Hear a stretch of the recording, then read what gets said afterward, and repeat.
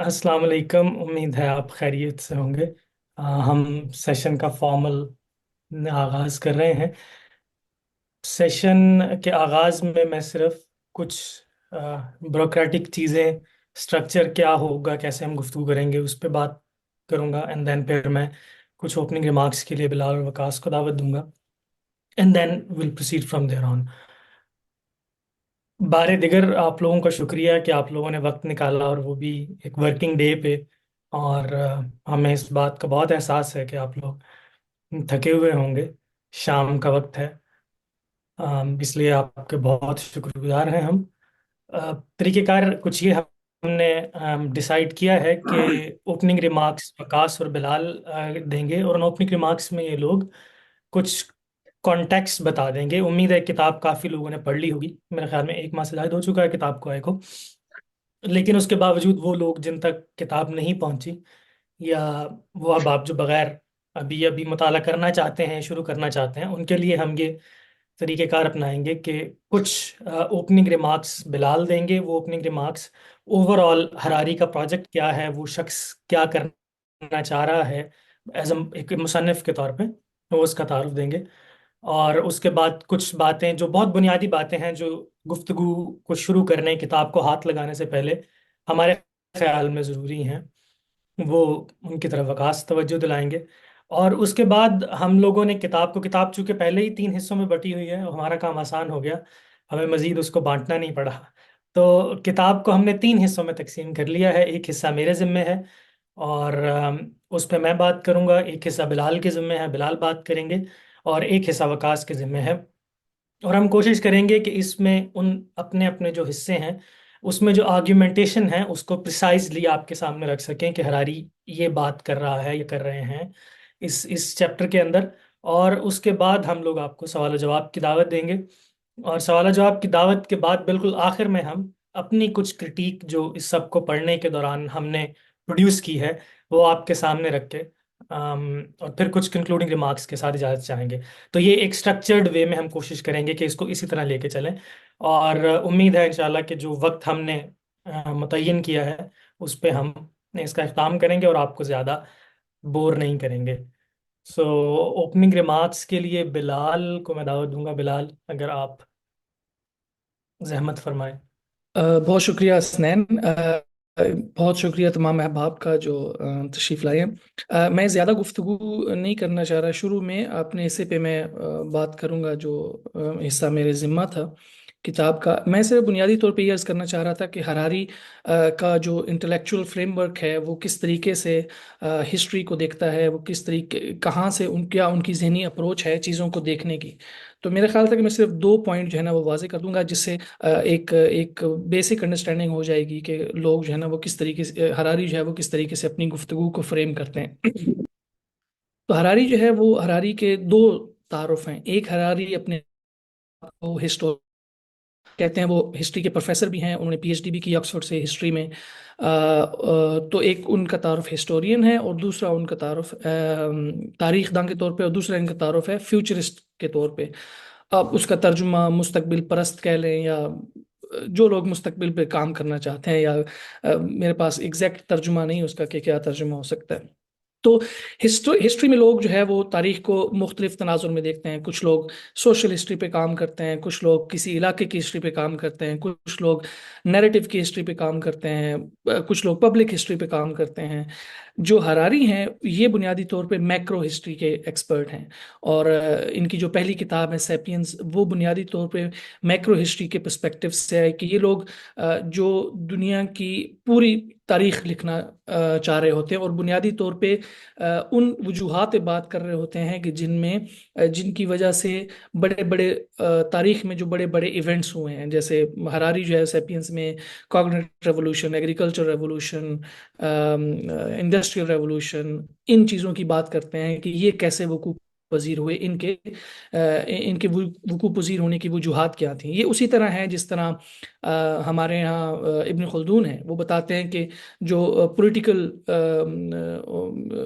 Stability होती है या पॉलिटिकल चेंजेस होती हैं, वो किस तरीके से वो असबिया का कॉन्सेप्ट पेश करते हैं कि असबियत की वजह से चीज़ें चेंज होती हैं। या फिर वो कौमों के उरूज ज़वाल का एक नज़रिया बताते हैं कि जी कौमें जो है वो पहले एक कौम उरूज पर पहुंचती है, फिर अपनी कोताहियों की वजह से फिर दूसरी कौम उरूज पे आती है, और फिर इसी तरह वो दोबारा उरूज ज़वाल का एक नज़रिया पेश करते हैं।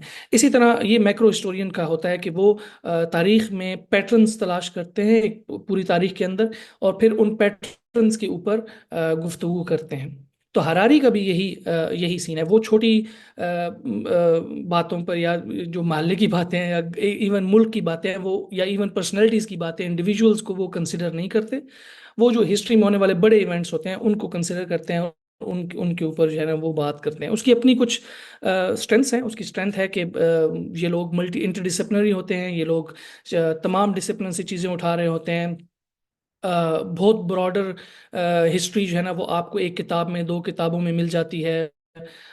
लेकिन उसकी वीकनेसेस होती हैं कि बहुत सारी सिंप्लीफिकेशन हो जाती है इसके अंदर। इवेंट्स को बताने में बहुत सारी डिटेल्स जो है ना वो इग्नोर हो जाती हैं इस मेथड के हवाले से। लेकिन जो दूसरा हिस्टोरी का फ्रेमवर्क है वो है फ्यूचरिस्ट होने का। वो अपने आप को मुस्तकबिल परस्त कहते हैं। उनका ख्याल है, हरारी का ख्याल है कि हम एक नए रेवोल्यूशन के दहाने पे हैं, जिसको एआई का रेवोल्यूशन कह लें, इंफॉर्मेशन टेक्नोलॉजी का रेवोल्यूशन कह रहे हैं, कंप्यूटर्स का रेवोल्यूशन कह रहे हैं, कि हम उस रेवोल्यूशन के दहाने पे हैं कि जिससे हम जो इस वक्त हमारी इंसानी शख्सियत है या जिस इंसान को हम जानते हैं, ये बिल्कुल ख़त्म हो जाएगा और एक नए किस्म का होमोडियोस जो है वो वकूफ़ पज़ीर होगा, वो सामने आएगा।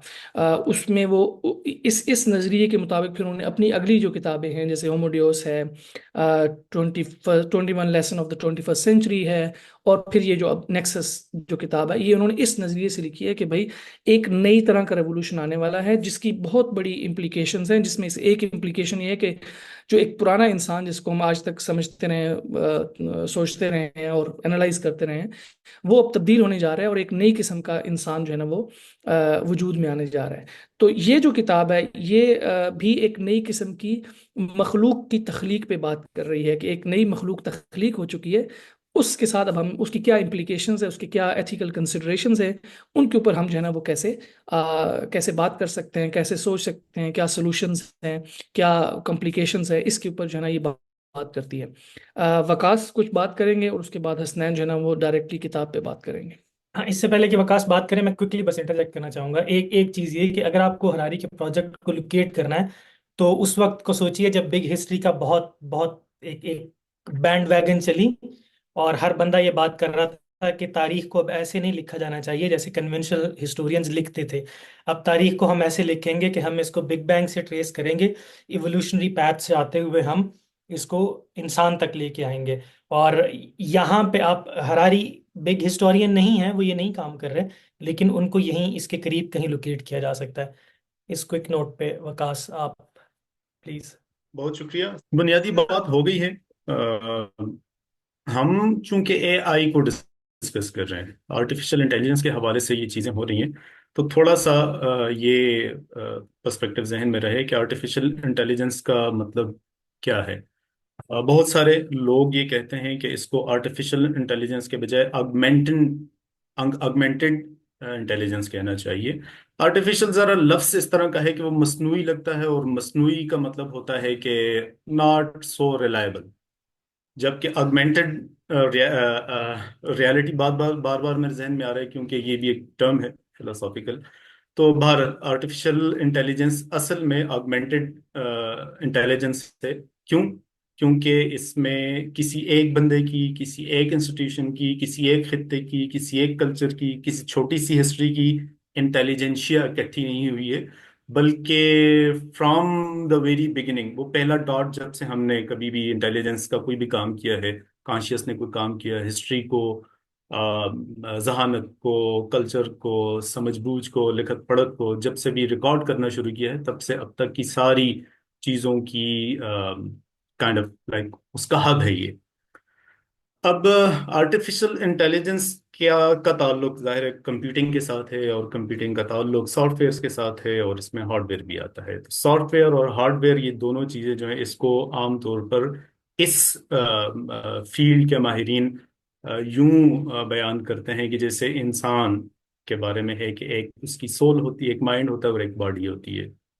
तो माइंड इसका सॉफ्टवेयर है और बॉडी इसकी, जैसे भी किसी भी एआई का हब का कोई भी सर्वर होगा जहां पर भी उसका वो हब बनेगा, वो इसका आ जाएगा, बॉडी आ जाएगी। और जो इसका तरीक़ाकार है सोचने का, चीज़ों को आगे बढ़ाने का और उनको एनालाइज करने का और उससे कुछ नताइज निकालने का, तो ये उसका माइंड वर्क होगा, उसका ब्रेन वर्क होगा। आर्टिफिशियल इंटेलिजेंस क्या क्या कुछ करती है? बदकिस्मती से हमें अभी तक सिर्फ ये पता है कि हम चैट जीपीटी जीपीटी के साथ जो है ना कन्वर्सेशन कर सकते हैं, कुछ इमेजेस क्रिएट कर सकते हैं, या वगैरह वगैरह जो भी। इसकी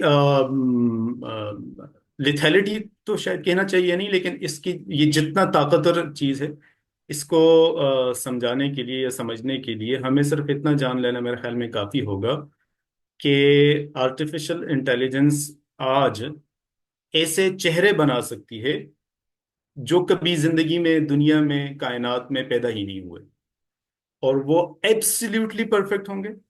और उनका सारा डेटा होगा, उनके जितने भी खदोखाल हैं, पहचान शनाख्तें जितनी भी दुनिया में इंसानों ने कायम की हैं, उनकी पूरी डिटेल्स होंगी। उनका डीएनए डिफरेंट होगा, उनके जो है ना ये मैं एक खास एग्जांपल देने लगा हूँ कि उंगलियों के पोरों की जो लकीरें हैं ये भी डिफरेंट होंगी। और वो उसको क्रिएट कर सकता है, और ना सिर्फ क्रिएट कर सकता है बल्कि हमारे मौजूदा सिस्टम्स के अंदर इंटीग्रेट कर सकता है परफेक्टली। ये चीज़ें किस तरह की इम्प्लीकेशंस रखती हैं, इससे किस तरह के नताइज निकलते हैं, इसके किस तरह के असरात सामने आएंगे, ये इस बुक के अंदर मौजूद हैं। और हम विद टाइम जैसे जैसे चीज़ें आगे बढ़ेंगी, ये डिस्कशन आगे बढ़ेगी, तो उनमें से मुख्तलिफ चीज़ें आपके सामने इंशाल्लाह रखने की कोशिश करेंगे। होपफुली आज की ये डिस्कशन जो है हमारे बहुत सारे ख्यालात के बारे में, तज्जियात के बारे में, हमारी मालूमात के बारे में एक नए उफक को खोलने का काम देंगी, और होपफुली हम आइंदा कुछ डिफरेंटली सोचने के काम कर सकेंगे। Over to you Hasnain, please. Thank you. Okay, great. Nexus आप सबको मालूम है जिस किताब पे हम आज बात करेंगे, हरारी की किताब। बिल्कुल नई नई मंजरें हम पे आई है। मेरे जिम्मे इस किताब का पहला पार्ट, जिसमें उसने मैथोलॉजिकल गुफ्तगू की है, उसको बयान करना है कि उसमें उसने क्या चीज़ें बयान की हैं, आर्ग्यूमेंट को कैसे प्रेजेंट किया है, और एंड देन फिर वो उसके ऊपर उसके तमाम जितने भी नताइज हैं उसकी बेरिंग है। तो हम स्टार्ट करते हैं उसके प्रोलॉग से। प्रोलॉग में वो सवाल which is a million dollar question हर कोई जानना चाहता है, why homo sapiens are self destructive, homo sapiens means we. और हरारी को समवट ऑब्सेशन है सेपियंस होमोसेपियंस के साथ। तो उस वर्ड के साथ, चूंकि होमोसेपियंस का मतलब है वो इंसान जो, या होमो फैमिली का वो मेंबर जो बहुत वाइज है, बहुत अक्लमंद है। तो अक्लमंद इंसान या होमो फैमिली का वो मेंबर जो अक्लमंद है वो सेल्फ डिस्ट्रक्टिव क्यों है? ये वो सवाल है जिसके जवाब में ये पूरी किताब लिखी गई है, जिसके जवाब में पूरी मेथोडोलॉजी वो ले डाउन करने की कोशिश करता है इस किताब के अंदर। एब्सोल्युटली हम सब जानना चाहते हैं कि ऐसा क्यों है। इसका एक जवाब उसके नज़दीक मिथ या मैथोलॉजी या इससे पहले सोर्सेज देते आए हैं। और वो एक जवाब ये है कि may be there is something inherently wrong with humans, may be कोई प्रॉब्लम है साइकोलॉजिकल हमारे साथ, या कोई सर्टेन लैकिंग है जो हमें फोर्स करती है after some time self destructive simulation को स्टार्ट करने में, जिसमें हम अपने आप को खुद तबाह करने लगते हैं। लेकिन हरारी ये कहता है कि ऐसा नहीं है। ये जवाब पहले बहुत सारे लोग दे चुके हैं और वो इंसान को इसका जिम्मेदार ठहराते रहे हैं, लेकिन वो कहता है ऐसा नहीं है। उसके लिए जो वो थीसिस प्रेजेंट करता है वो कुछ यूं है कि प्रॉब्लम इंसान में नहीं है, प्रॉब्लम उन नेटवर्क्स में है जो नेटवर्क्स इंसान बनाते हैं, और वो नेटवर्क्स जिनके ऊपर पावर स्ट्रक्चर खड़ा होता है, उन नेटवर्क्स में प्रॉब्लम है। तो वहां वो ये कहता है कि the way these networks are build, ये प्रिडिस्पोज करता है ह्यूमंस को सेल्फ डिस्ट्रक्टिव चीज़ों चीज़ों को बनाने में, और यहीं से सेल्फ डिस्ट्रक्शन स्टार्ट होती है। तो पहली बुनियादी चीज़ जो किताब में वो आइडेंटिफाई करता है वो इंफॉर्मेशन है, और इंफॉर्मेशन के ऊपर बिल्ट नेटवर्क्स को, इंफॉर्मेशन को वो अवरुण से कि वो बिल्कुल नए तरीके से बयान करता है, लेकिन इंफॉर्मेशन की एक वो डेफिनेशन करता है जो अनकन्वेंशनल है, जो हम यूजुअली नहीं हमारे मतलब हम सुनते नहीं हैं। वो कुछ यूं है कि इंफॉर्मेशन उसके नज़दीक हर वो चीज़ है जो कनेक्ट करने की सलाहियत रखती है चीज़ों को, इधर इन अ फॉर्मेशन और अ नेटवर्क। कोई भी चीज़, वो लैंग्वेज हो सकती है, सिंबल हो सकते हैं, कोई भी डेटा हो सकता है, कोई भी किताब हो सकती है, कोई भी चीज़, कोई स्टोरी हो सकती है। स्टोरीज का बहुत अहम रोल है इसके अंदर। बहरहाल उसके मेन आर्ग्यूमेंट के अंदर इंपॉर्टेंट चीज़ ये है कि ह्यूमंस सेल्फ डिस्ट्रक्टिव इसलिए नहीं है कि कोई साइकोलॉजिकल प्रॉब्लम है उनके साथ। वो सेल्फ डिस्ट्रक्टिव इसलिए हैं कि वो इंफॉर्मेशन पे रिलाय करते हैं। इंफॉर्मेशन वो चीज़ है जो नेटवर्क्स बनाती है, जो कनेक्शंस बनाती है, और ये फॉर्मेशन सेल्फ डिस्ट्रक्टिव होती है। ये उसका मेन आर्गुमेंट है। अगर मतलब 10 मिनट का टाइम है, अगर ज़्यादा हो जाऊँ मैं तो, या करीब चला जाऊँ तो कोई मुझे प्लीज़ याद दिला दे। एडिशनली उसने ये कहा है कि इंफॉर्मेशन के मुतालिक उसके नज़दीक क्रूशल सवाल ये नहीं है कि इंफॉर्मेशन रियलिटी को रिप्रेजेंट करती है कि नहीं। उसके नज़दीक इस पर्सपेक्टिव में कि ह्यूमन सेल्फ डिस्ट्रक्टिव क्यों है, इंपॉर्टेंट सवाल ये है कि इन जो इंफॉर्मेशन है वो कितने बेहतर तरीके से लोगों को कनेक्ट कर पाती है, क्योंकि कनेक्शन उसके नज़दीक उसका एसेंस है, उसका ऐसा फीचर है जिसको हम या पुराने लोग जवाब देने में नज़रअंदाज करते रहे हैं। और हरारी की ये अटेम्प्ट है कि वो इसको सामने लेके आए। ये क्रूश है उसके पूरी किताब के मैथोलॉजिकल फ्रेमवर्क को समझने के लिए। अच्छा, अब हरारी इस किताब के अंदर इंफॉर्मेशन के कुछ व्यूज को अटैक कर रहा है, कॉन्स्टेंटली अटैक कर रहा है, जिसमें से सबसे ज्यादा जो चीज अटैक हो रही है वो नाइव व्यू ऑफ इंफॉर्मेशन है, जिसको वो कॉन्स्टेंटली अटैक कर रहा है। वो दो व्यूज को अटैक करता है। एक इंफॉर्मेशन का वो व्यू है जिसमें पावर इंपॉर्टेंट है, और एक जिसे वो नाइव व्यू ऑफ इंफॉर्मेशन कहता है। नाइव व्यू ऑफ इंफॉर्मेशन ये कहता है उसके नजदीक, वो जिस तरह इसको रिप्रेजेंट करता है उसकी रिप्रेजेंटेशन में, नाइव व्यू ऑफ इंफॉर्मेशन जो है उनके नजदीक वो ये कहते हैं, नाइव व्यू ऑफ इंफॉर्मेशन वाले, कि इंफॉर्मेशन एक्चुअली रियलिटी को रिप्रेजेंट करती है। हमारे पास इंफॉर्मेशन आती है, इंफॉर्मेशन रियलिटी की रिप्रेजेंटेशन करती है, राइट। और अगर कोई इंफॉर्मेशन रियलिटी की ट्रू रिप्रेजेंटेशन करती है तो वो ट्रू इंफॉर्मेशन है, और अगर कोई इंफॉर्मेशन रियलिटी की फॉल्स रिप्रेजेंटेशन करती है तो वो फॉल्स इंफॉर्मेशन है। ये ट्रूथ, ये रियलिटी का उसके नजदीक उन लोगों का ये क्लेम है। अच्छा, अगर आप इन लोगों से पूछें, नाइव व्यू ऑफ इंफॉर्मेशन वालों से, कि अगर इंफॉर्मेशन रियलिटी को रिप्रेजेंट करती है तो एरर्स क्यों होती हैं, तो वो आपको कहेंगे कि एरर्स इसलिए होती हैं कि हमारे पास इंफॉर्मेशन इनफ नहीं है, एडिकेट इंफॉर्मेशन नहीं है, या वो कहेंगे कि हमारे पास फॉल्टी इंफॉर्मेशन होती है। तो उसका सोल्यूशन अगर आप उनसे पूछें तो वो कहेंगे कि हमें ज्यादा इंफॉर्मेशन चाहिए। जितनी ज्यादा इंफॉर्मेशन होगी उतनी ज्यादा रियलिटी को रिप्रेजेंट करेगी, उतना ट्रूथ हमारे पास होगा, और हम ज्यादा विजुअल सोचेंगे, और हम ज्यादा अच्छे तरीके से, लेस डिस्ट्रक्टिव तरीके से पावर को हैंडल कर सकेंगे। और उसके लिए हमें क्या चाहिए है, वो ये कहते हैं कि उसके लिए हमें प्रिसीजन टूल्स चाहिए हैं। वो प्रिसीजन टूल्स मैथोडोलॉजिकल भी हैं, वो प्रिसीजन टूल्स टेक्नोलॉजिकल भी हैं। हमें मैथोडोलॉजी चाहिए जो हमें एक्यूरेट इंफॉर्मेशन ऑब्टेन करने में मदद कर सके, और हमें वो टूल्स चाहिए जो उस एक्यूरेट इंफॉर्मेशन की रिकॉर्डिंग में मदद कर सके। तो ये वो व्यू है जिसको हरारी कमिंग टाइम में अगली कुछ चैप्टर्स में इसको वो अटैक करेगा। अच्छा, वो इसको पहले अटैक करने से पहले इसको प्रॉब्लमेटाइज करता है। प्रॉब्लमेटाइज करने से बाद ये है कि वो इसमें कुछ प्रॉब्लम्स दिखाता है इस व्यू में, कि इंफॉर्मेशन का ये जो नाइव व्यू प्रेजेंट किया जा रहा है इसमें कई प्रॉब्लम्स हैं। मतलब मिसाल के तौर पे पहली प्रॉब्लम वो पेश करता है कि इंफॉर्मेशन बहुत सी ऐसी है जो कुछ भी प्रेजेंट नहीं करती। बहुत बहुत छोटा स्ट्रेटा है, बहुत छोटा डेटा है हमारे पास जो कुछ रिप्रेजेंट करता है रियलिटी को। बाकी डाटा हॉच पॉच डाटा है। एक ये प्रॉब्लम बताता है वो। दूसरी प्रॉब्लम ये कहता है कि ट्रूथ और रियलिटी दो मुख्तलिफ चीजें हैं, और उसमें वो कहता है कि ये पॉसिबल है कि कोई भी ट्रूएस्ट अकाउंट ऑफ रियलिटी जो है वो रियलिटी को ऑल एस्पेक्ट में इनकम्पस ना कर सके, विच मीन्स ये पॉसिबल है कि कोई भी ऐसी फॉर्मेशन जो अपने आप में ट्रू हो सकती है, वो फॉल्स नहीं होगी कोई भी इंफॉर्मेशन, लेकिन पॉसिबल नहीं है वो पूरी रियलिटी के हर हिस्से को। और इस समझने के लिए प्लेटो की अगर आप वो थ्योरी ऑफ केव, उसकी उसकी जो केव है उसको ध्यान में लाएं, तो उसमें दो दो लेवल चल रहे हैं। एक लेवल ये है कि कुछ लोग कैदी बने हुए हैं और उनके सामने दीवार है, उनकी दीवार की पुष्ट पे आग जल रही है और वहां पे कुछ लोग पपेट्स लेके जा रहे हैं और उन पपेट्स का शेडो दीवार पे पड़ता है। तो जो केव में बंधक बने हुए लोग हैं, कैदी बने हुए लोग हैं, उनके सामने जो चीज आ रही है वो सिर्फ वन पार्ट ऑफ रियलिटी है। वो दीवार के पीछे नहीं देख पा रहे, वो केव के बाहर नहीं देख पा रहे। तो ये एक तरीके से आप इस प्रॉब्लम को हरारी यूं प्रेजेंट करता है कि उनके सामने जो कुछ हो रहा है, देर इज अ पॉसिबिलिटी, अगर आप प्लेटो के जेन से बाहर निकल आए तो देर इज अ पॉसिबिलिटी कि वो रिप्रेजेंटेशन ट्रू रिप्रेजेंटेशन हो, इंफॉर्मेशन जो उन्हें मिल रही है वो ट्रू इंफॉर्मेशन हो। बट प्रॉब्लम ये है कि वो रियलिटी को इनकम्पस नहीं कर रही, वो दीवार के पीछे की चीज उनको नहीं बता रही, जो कैदी आगे बने बैठे हैं वो केव के बाहर की चीजें नहीं बता रही। तो ये दूसरी प्रॉब्लम वो नाइफ व्यू ऑफ इंफॉर्मेशन की बयान करता है। तीसरी प्रॉब्लम दूसरी से रिलेटेड है, जिसके मुताबिक रियलिटी के डिफरेंट व्यू पॉइंट्स होते हैं। ये प्रॉब्लम भी है और ये उसकी अजम्पशन भी है।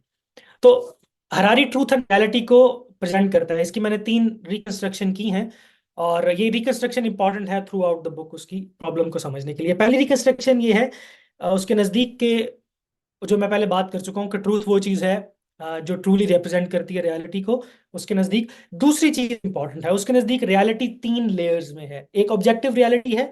ऑब्जेक्टिव रियलिटी उसके नज़दीक ऐसी चीज़ है जो पर्सनल बिलीफ से इन्फ्लुएंस नहीं होती। दूसरी रियलिटी उसके नज़दीक सब्जेक्टिव रियलिटी है, जो किसी भी शख्स की रियलिटी होती है। तीसरी रियलिटी इंटरसब्जेक्टिव रियलिटी है। इंटरसब्जेक्टिव रियलिटी सबसे इंपॉर्टेंट कॉन्सेप्ट है उसकी सारी बहस में, बाकी सब भी इंपॉर्टेंट है, लेकिन तीसरी चीज सबसे इंपॉर्टेंट है। और इंटरसब्जेक्टिव रियलिटीज हमारी मीडिएशन से आती है। और ये मीडिएशन कैसे होती है मैं इस पे बात करूंगा बहुत क्विकली। मेरे ख्याल में बहुत टाइम ले रहा हूँ। ये हरारी की असम्पशंस हैं और इसमें बहुत सारी है कि वन रियलिटी होती है, ट्रूथ के मैनी अकाउंट्स होते हैं, और एरर और लाइज और फैंटसीज ये भी होती हैं। इंपॉर्टेंट चीज, हरारी इंफॉर्मेशन की उस बात को स्टोरीज से जोड़ता है और वो ये कहता है कि स्टोरीज जो हैं वो एसेंशियली इंफॉर्मेशन से लिंक हैं और इंफॉर्मेशन फिर पावर स्ट्रक्चर बनाती है। हम बहुत सारी स्टोरीज बताते हैं, बयान करते हैं, उन पे बिलीव करते हैं, और ये और वो स्टोरीज इंफॉर्मेशन बनाती हैं एंड देन वो उसको लिंक करता है। यहाँ पे ये समझना जरूरी है कि हरारी के नज़दीक स्टोरीज जो हैं वो, उससे सिर्फ मुराद ये नहीं है। हम उमूमी तौर पे स्टोरीज समझते हैं, हम कहानियों को समझते हैं, ऐसी कहानियां जिनमें मेटाफोरिकल चीज़ें होती हैं वगैरह वगैरह।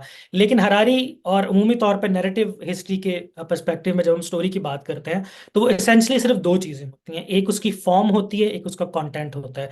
फॉर्म उसकी ये होती है, बिल्कुल अरिस्टोटोलियन वे में अगर आप देखें तो उसकी एक बिगिनिंग होती है, एक मिडल होता है और एक एंड होता है। ये स्टोरी है, इरिस्पेक्टिव ऑफ द फैक्ट कि उसका कंटेंट क्या है। कंटेंट मैटर करता है, लेकिन स्टोरी को समझने के लिए कोई भी चीज जिसकी बिगिनिंग मिडल और एंड है वो एक स्टोरी है। फिक्शनल स्टोरीज होती हैं, नॉन फिक्शनल स्टोरीज होती हैं, और ये सब होती हैं। अब ये इंपॉर्टेंट कॉन्सेप्ट है, how do we create, how stories create intersubjective reality. Stories 2 level पे इंटरसब्जेक्टिव रियलिटीज खास तौर पे मैनी लेवल्स पे, बहुत सारे लेवल्स पे क्रिएट करती हैं, लेकिन हरारी जैसे उसको यूज करता है वो उसके 2 एक्सपेंस हैं। एक हिस्टोरिकल एक्सपेंस है, स्टोरीज हिस्टोरिकल रियलिटी बनाती हैं, और एक एंथ्रोपोलॉजिकल एक्सपेंस है जो करंट एक्सपेंस होता है, जिसके अंदर हम इंसान, हम लोग शेयर करते हैं कुछ स्टोरीज और वो हमारी रियलिटी बनाती हैं। हिस्टोरिकल रियलिटी ये है, ये हिस्टोरिकल एक्सपेंस स्टोरी का ये है कि कोई भी हिस्टोरिकल रियलिटी कुछ स्टोरीज से मिल के बनती है। उसका एक बिगिनिंग होती है, मैं उसकी मिसाल दूंगा आपको अभी कुछ ही वक्त में। उसकी एक बिगिनिंग होती है, उसका मिडल होता है और उसका एक एंड होता है। ये हिस्टोरिकल रियलिटी बनाती है।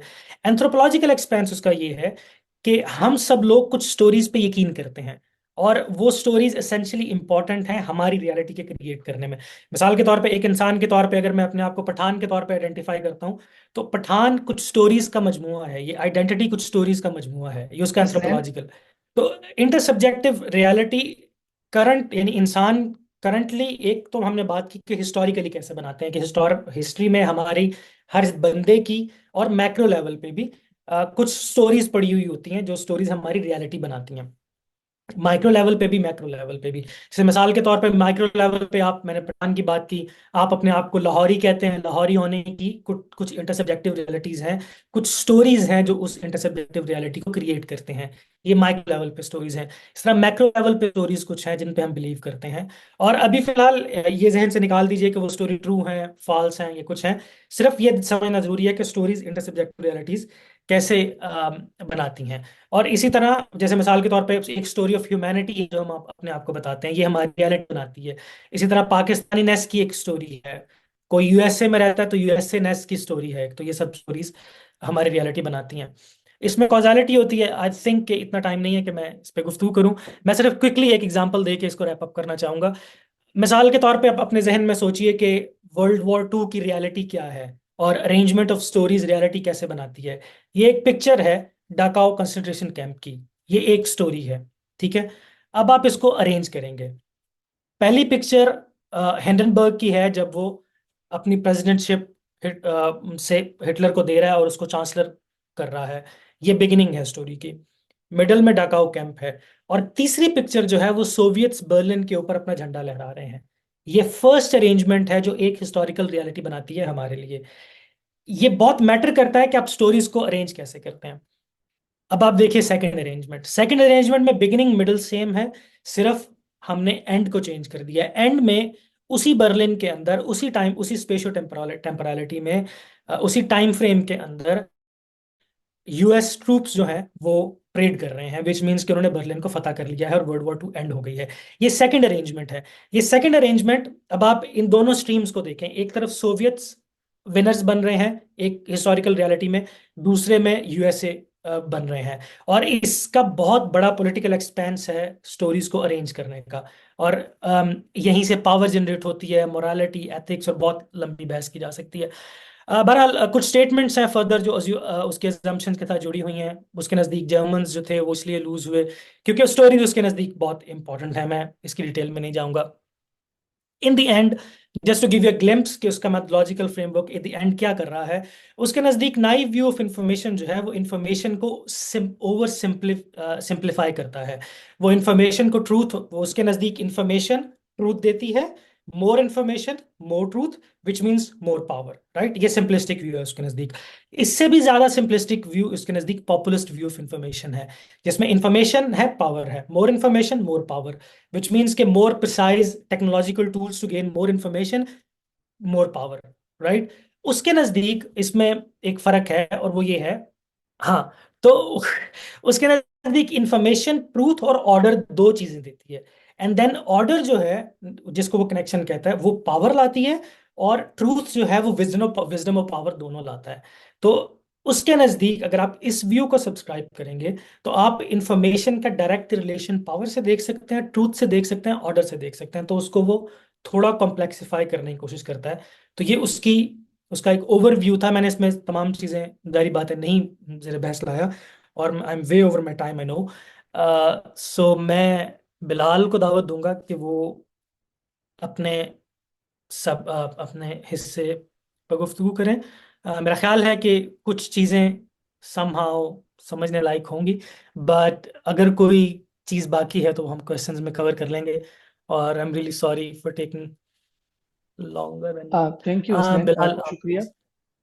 please। मैं जो है वो इसी इंफॉर्मेशन और स्टोरीज और की कहानी से बात शुरू करता हूँ कि कितना कितना इनका एक्सपेंस होता है। तो हरारी का जो दूसरा दूसरा चैप्टर है, हरारी बहुत बड़ी बात कर रहे हैं। हरारी कह रहे हैं कि भाई एक नई मखलूक वजूद में आ चुकी है, जो इंफॉर्मेशन को प्रोसेस करती है, एनालाइज करती है, तज्जिया करती है, और अ, इस बात पे सोचती है कि कौन सी इंफॉर्मेशन किसके सामने किस तरीके से प्रेजेंट करनी।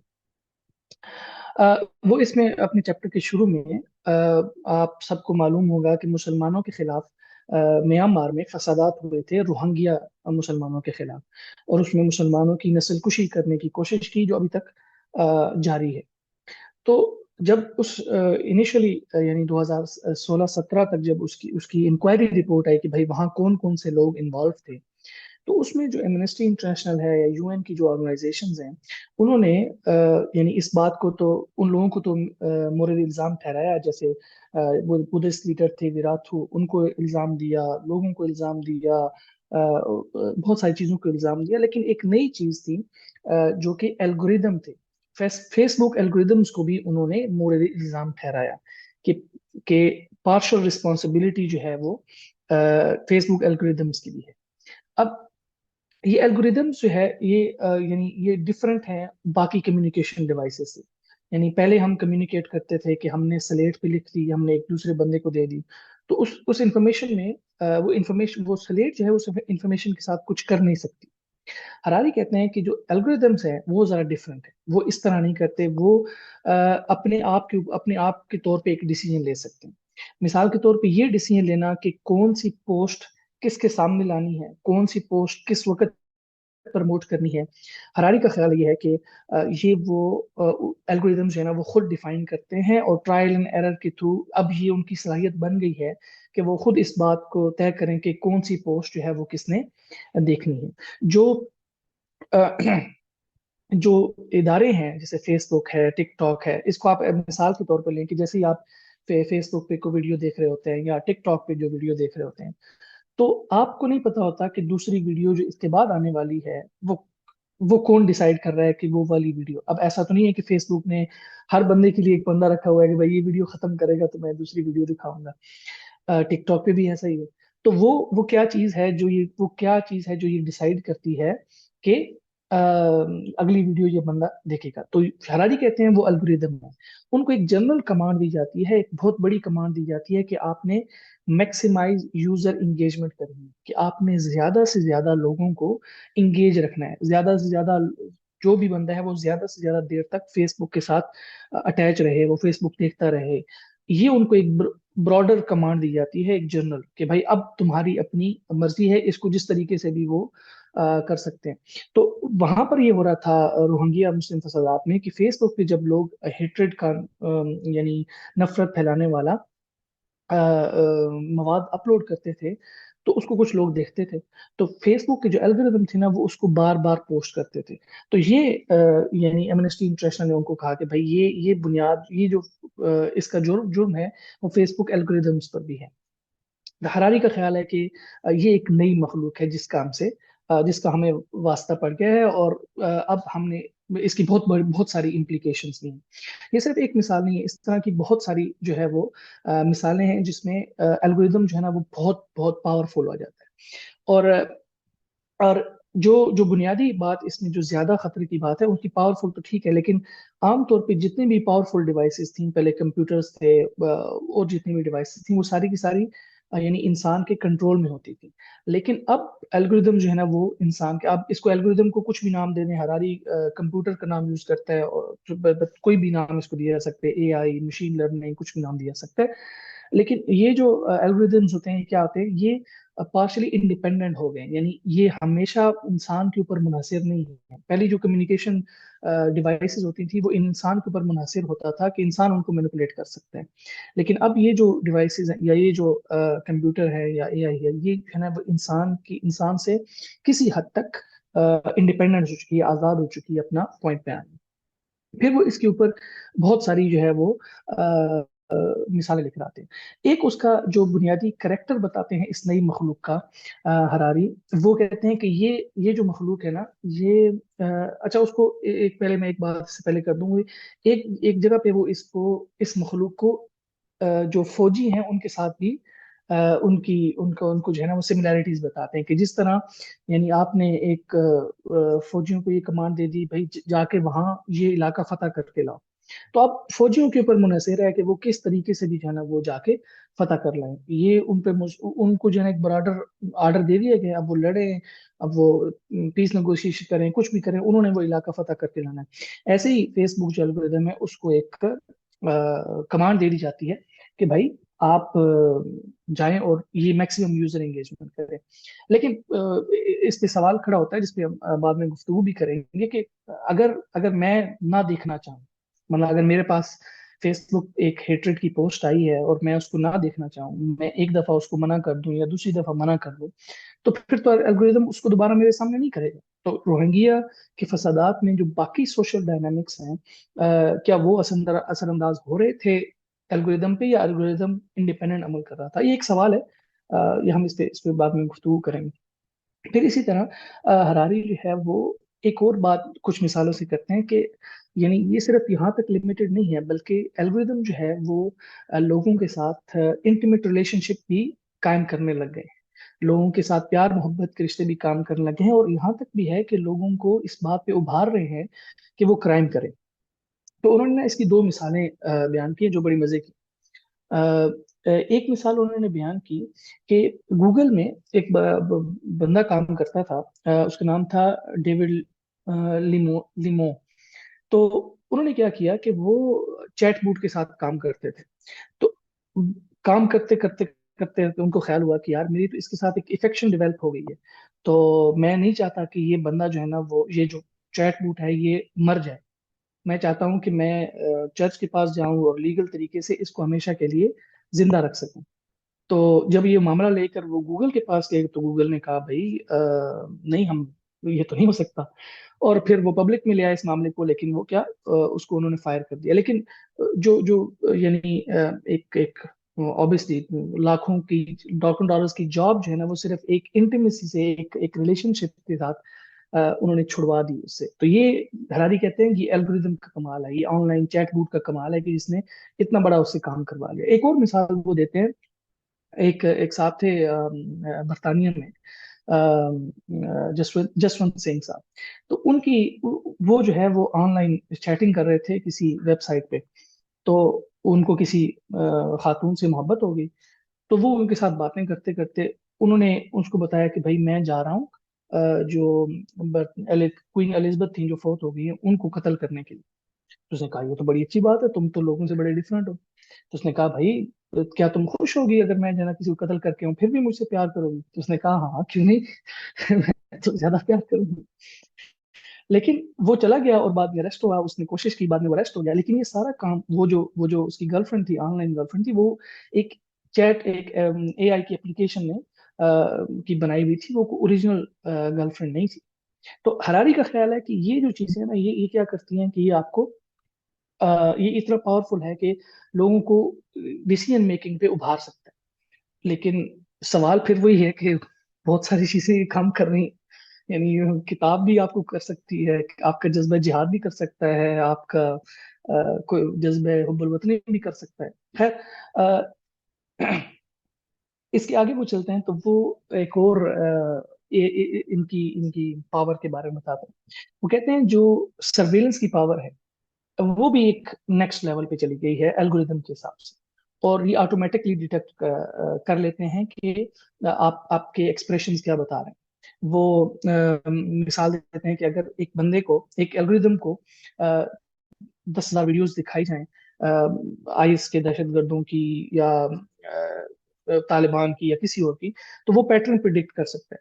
तो मुमकिन है कि वो पैटर्न किसी इंसान के बारे में पाए जा रहे हों जो आपके साथ बैठा हो, बट वो जो है ना उसको दहशतगर्द प्रिडिक्ट कर सकता है, क्योंकि सर्वेलेंस के मॉडल्स ऐसे होते हैं, वो इन कॉम्प्लेक्सिटीज को देखने के तैयार नहीं।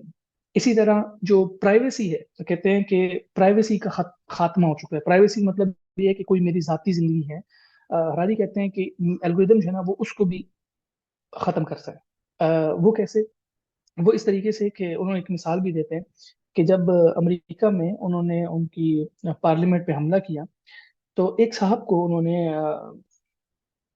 गिरफ्तार किया। तो वो गिरफ्तार इस तरह किया कि हालांकि उन्होंने मास्क लगाया हुआ था, तो वो उन्होंने इस तरह गिरफ्तार किया कि उन्होंने उनकी उनकी जैकेट को ट्रेस किया कि उन्होंने ऐसी ही एक ही इसी तरह की जैकेट जो है वो एक यूट्यूब वीडियो में अपीयर हुए थे उसमें पहनी हुई थी। और दूसरी उनकी जो क्या कहते हैं, उनकी आंखों से उनकी एक फोटो थी जो उन्होंने एप्लीकेशन पासपोर्ट एप्लीकेशन सेंटर पे दी थी, उसके साथ मैच करके उन्होंने जो है वो उनको पकड़ लिया। तो यानी ये सारी चीजें इनका बताने का मकसद ये है, या इन इन एविडेंस को फराहम करने का, ये सारी का मतलब ये है कि एल्गोरिदम जो है वो एक एक तो ये है कि थोड़े से वो इंडिपेंडेंट है, दूसरा वो बहुत पावरफुल है। हर दुनिया की सोसाइटी में वो बहुत पावरफुल। फिर वो यानी एक एक तारीख का चूंकि वो फ्यूचरिस्टिक हैं तो वो देखते हैं आगे कि भाई व्हाट इफ, यानी अगर, यानी अभी तक तो ये पावरफुल है लेकिन अगर इससे ज्यादा पावरफुल हो जाए तो फिर क्या क्या यानी हालत हो जाएगी। तो उसमें वो एक थॉट एक्सपेरिमेंट के बारे में बात करते हैं कि अगर जिस तरह हमने एक ब्रॉडर कमांड दी थी एल्गोरिदम को कि मैक्सिमाइज यूजर एंगेजमेंट, कि ज्यादा से ज्यादा लोगों को फेसबुक के साथ जोड़े रखो, इसी तरह की अगर एक कमांड किसी एल्गोरिदम को दी जाए कि भाई तुमने जो है ना वो बे इंतहा या अनलिमिटेड पेपर पिन्स बनानी है। एक फैक्ट्री में एल्गोरिदम है, उसको ये आपने सौंप दिया कि भाई तुम्हें कमांड ये है कि तुमने बे इंतहा वो अनलिमिटेड पेपर पिन्स बनानी है। अब वो क्या करेगा, वो जाएगा, कमांड है तो वो जाएगा, वो दुनिया में जितने भी रिसोर्सेज हैं सारे उठा के उस पर लगा देगा। उसमें कोई रुकावट करेगा, उसमें कोई जो है वो ह्यूमन रुकावट होगी उसको खत्म करेगा, कोई टेक्नोलॉजिकल रुकावट होगी उसको खत्म करेगा। तो क्योंकि यानी अभी उस इतनी पावरफुल नहीं है लेकिन फ्यूचर में इतना पावरफुल हो सकता है, तो उसकी उसकी इम्प्लीकेशंस क्या होंगी। क्योंकि आमतौर पे एआई के साथ तो ये है कि एक ब्रॉडर, आप स्पेसिफिक इंस्ट्रक्शंस नहीं देते, ये हरारी का आर्गुमेंट है मेरा नहीं, कि स्पेसिफिक इंस्ट्रक्शन नहीं देते, आप क्या करते हैं कि आप आप एक ब्रॉडर आर्गुमेंट देते हैं, एक ब्रॉडर इंस्ट्रक्शन देते हैं, और उसके बाद एल्गोरिदम का काम है कि वो उसको किस तरीके से जो है वो कर सके। फिर एज एक और बात वो करते हैं कि एआई जो है वो, आपने देखा होगा, ये उस्ताद जी भी अपनी पोस्टों पे करते रहते हैं कि एआई से लिखवाई हुई पोएम्स और शायरी वगैरह पोस्ट करते रहते हैं। तो हरारी कहता है कि जब अगर ये हो जाए सारा कुछ, तो कल अगर एआई ने कोई नया रिलीजन बना दिया तो उसकी इम्प्लीकेशंस क्या होंगी। खैर, ये सारी बुनियाद इस बात की है कि एक नई ऐसी मखलूक हमारे सामने है जो इंसानों से। तो ये पार्ट 3 है जिस पर हम बात करेंगे।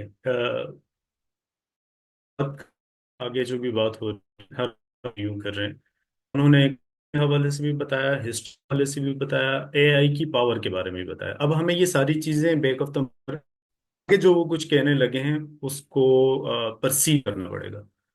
ताकतवर एआई जो दोनों भी इम्पैक्ट मुतासर करता है, निज़ामों को भी मुतासर करता है, कहानी भी बना सकता है, और वो क्रिएट भी कर सकता है, उनके अंदर रियल मीनिंग्स भी डाल सकता है। इवन दो कि रियलिटी जो भी है, परसीव्ड है, कंस्ट्रक्टेड है, व्हाट्सएवर, वो फिलोसॉफिकल बातों को हम एक साइड पर रखकर एज पर हरारीज अंडरस्टैंडिंग ये बताना चाह रहे हैं, हरारी की किताब है वो ये बताना चाह रहे हैं यहाँ पर कि अब हमारे पास एक किस्म की एक नई चीज आ गई है जो बहुत कुछ कर सकती है। सो इस चीज को वो डालते हैं या एग्जाम्पलीफाई करते हैं रिवोल्यूशन के साथ, जिसको हम सनती इनकलाब कहते हैं, कि सनती इनकलाब में भी चीजें आई, मशीन ने बहुत सारे काम किए वगैरह वगैरह इला आखिरी।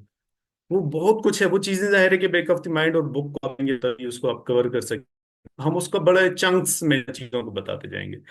सबसे पहली एग्जांपल हम उसकी बुक में, यहाँ पर चैप्टर 9 में वो सारा इंडस्ट्रियल रिवोल्यूशन से जो कुछ सीखा, जो कुछ हुआ, उसके बारे में बात करते हैं। ये जो सामने हाईलाइटेड टेक्स्ट है वो बड़े मजे की एक बात कर रहे हैं कि इन सनती इनकलाब जो है ये जब आया तो इसका शुरू इसी तरह का था लगभग जिस तरह आजकल या कुछ अर्सा 20 एक साल हो रहा, या इसके मुस्तकबिल में असरात हैं वाले से था। यानी शुरू में लोगों को ये नहीं पता चल रहा था कि मशीन हमारे साथ अच्छा करेगी बुरा करेगी, मशीन से हम कुछ सीख पाएंगे, हम कुछ अच्छा कर सकेंगे या नहीं। लेकिन एक उम्मीद उसके ये चीज चली। बहुत सारी हमने एक्सपेरिमेंट्स किए, बहुत, आप वर्ल्ड वॉर 1 को, वर्ल्ड वॉर 2 को, और कोल्ड वॉर को, ये बड़े नाम इसलिए जा रहे हैं कि छोटी चीजें उसमें से हम जो है ना, एक तो हैं वो मैक्रो हिस्टोरियन है, बड़ी चीजों के बारे में बात करते हैं, और दूसरा ये है कि ये वो वाली चीजें होती हैं जिससे लंबे असरात होते हैं। जो छोटी चीजें हैं वो डिस्कस हुई हैं या उनके बारे में क्या होना चाहिए नहीं, उस पर आहिस्ता हम क्रिटिकली फेस करेंगे। इंडस्ट्रियल रिवोल्यूशन के मौके पर हमें पता नहीं था कि ये क्या करेगा। कुछ उम्मीदें थी, कुछ अच्छा, हमने उससे कुछ सीखा, उससे इंसानियत ने उससे कुछ हासिल किया। वो क्या था? वो यहाँ पर बता रहे हैं। वो क्या बता रहे हैं, कह रहे हैं कि अगर हम बड़ा जो मेगा स्केल के ऊपर नुकसान है वो क्लाइमेट चेंज है, इसके बारे में कोई दूसरी राय नहीं। तो ये कह रहे हैं कि हम एक लम्हे के लिए क्लाइमेट चेंज वाले मामले को एक साइड पर रखें। हम ये कह सकते हैं कि ह्यूमनिटी ने सनती इनकलाब से अच्छी चीजें सीखी हैं। क्या सीखी हैं जी? Imperial conquest, world war, genocides and totalitarian regimes, ये बहुत सारे एक्सपेरिमेंट्स ऐसे थे, जो ये जो हमने सनती इनकलाब के एक्सपेरिमेंट ऐसे थे जिसमें हमने ये वाली चीज़ों को सबसाइड कर दिया है। मसलन आजकल जेनोसाइडल जो है ना चीज़ें नहीं हो रही हैं, ये इसराइल में हो रही हैं, लेकिन बहरहाल ओवरऑल दुनिया में कम हो रही हैं, या कम से कम हरारी को वो नजर नहीं आ रही चूंकि वो खुद वहां गए। तो ये कह रहे हैं कि भाई हम एक बेहतर दुनिया में हैं इवेंचुअली। पूरी बात का मतलब ये है कि भाई वो भी हमारे लिए मुफीद रहा, विच मीन्स कि एआई भी कहीं ना कहीं हमारे लिए मुफीद हो सकता है। लेकिन कैसे हो सकता है और उसके लिए क्या तरीकाकार है? वंस अगेन हरारी के पास वही मगरबी नुक्ता नजर है। वो क्या कह रहे हैं? Despite all it flaws, liberal democracy offered a better way. दुनिया में जितना कुछ भी हुआ, जो भी खराबियां पैदा हुई बड़े स्केल्स पर, जो कुछ भी हमने इंसानियत ने किया, उसका जवाब लिबरल लिबरल डेमोक्रेसी के पास है। लिबरल डेमोक्रेसी के पास इस तरह के बयानियां हैं, इस तरह के नैरेटिव्स हैं, इस तरह के इंस्टीट्यूशंस हैं कि जो बड़ी ताकत को अच्छे तरीके से कर सकती है। ये उसका खुलासा है जो वो कह रहे हैं। कैसे कर सकता है ये अब आगे वो बताते हैं। वो कहते हैं कि भाई ये लिबरल डेमोक्रेसी से हमने ना चार पांच उसूल लिए। वो उसूल हमें लगता है कि डेमोक्रेसी दुनिया में अच्छा वर्क कर रही है सोसाइटी। उनमें से एक पहला उसूल जो हम लिबरल डेमोक्रेसी से एआई के लिए ले सकते हैं वो है बेनेवलेंस। बेनेवलेंस का मतलब वो चूंकि इंफॉर्मेशन होगा कि भले वो हमारी प्राइवेसी को ब्रीच करे, भले वो बहुत सारी इंफॉर्मेशन इकट्ठी कर ले जो कि नहीं अच्छी बुरी बातें हैं, भले वो सर्वेलेंस का बहुत जबरदस्त एक निजाम भी कायम कर ले जो कि एक बुरी बात है, स्टिल बेनेवलेंट है तो वो हमारे लिए अच्छा है। कैसे? ऐसा है कि भाई जो कुछ भी इंफॉर्मेशन कंप्यूटर ने या एआई ने हमारे लिए इंसानों के हवाले से इकट्ठी कर ली है, हमारे साथ क्या हो रहा है, हमारी फैमिली क्या क्या चल रहे हैं, हमारी इनकम क्या है, फ्रॉम जीरो टू, जो होती है प्राइवेट कॉरपोरेशन है उनके पास भी है, अदालत के पास भी है, मीडिया के पास भी है, वो जो पार्लियामेंट के पास भी है, वो इवन एनजीओज के पास भी है, वो सोशल स्फेयर में काम करने वाले जो लोकल तंजीमें हैं उनके पास भी है, कल्चर के पास भी है, मजहब के पास भी है। जितनी ह्यूमन फॉर्म्स हैं सोसाइटी की, इकट्ठे रहने की, कल्चर की, उन सब के अंदर वो तकसीम है, उन सब का अपना एक वेटेज है। इसी तरह वो कह रहे हैं कि अगर ये सारे या इसके मजीद भी कुछ वो बन सकें, क्या कहते हैं उसको, कैटेगराइजेशंस हो सकें एआई के अंदर पावर के लिए, तो डिसेंट्रलाइज किस्म की एआई पावर इंसानों के काम आ सकती है। ठीक है जी। दो चीजें होंगी, दो प्रिंसिपल। ये यहाँ पे वो जो मैंने अभी बातें की हैं उनके बारे में बता रहे हैं कि multiple databases information channels are also essential for maintaining strong self correcting mechanism. कि भी मुख्तलिफ जगहों पे जब वो डिसेंट्रलाइज होगी तो वो खुद ब खुद ही जो है ना उसका सेल्फ करेक्शन भी होती रहेगी। इसका फायदा ये होगा कि वो मतलब अगर एनजीओ वाले गलत कर रहे हैं, वो एनजीओ सेक्टर वाले, तो मीडिया वाले उसको जो है ना ठीक करने के लिए बात करेंगे या उसके ऊपर सवाल उठाएंगे। गवर्नमेंट कर रही होगी तो अवाम उठाएंगे, अवाम करेगी तो गवर्नमेंट वहां पे जो है ना करेगी, वगैरह वगैरह। ये उसी की एग्जांपल है, एनजीओ वगैरह, business, private business, academia even भूल गया था जो बहुत बड़ी चीज है। तो भारत तीसरा जो डेमोक्रेटिक प्रिंसिपल है वो कह रहे हैं कि म्यूचुअलिटी हो। म्यूचुअलिटी का मतलब साफ लफ्जों में यह है कि शराकतदारी हो।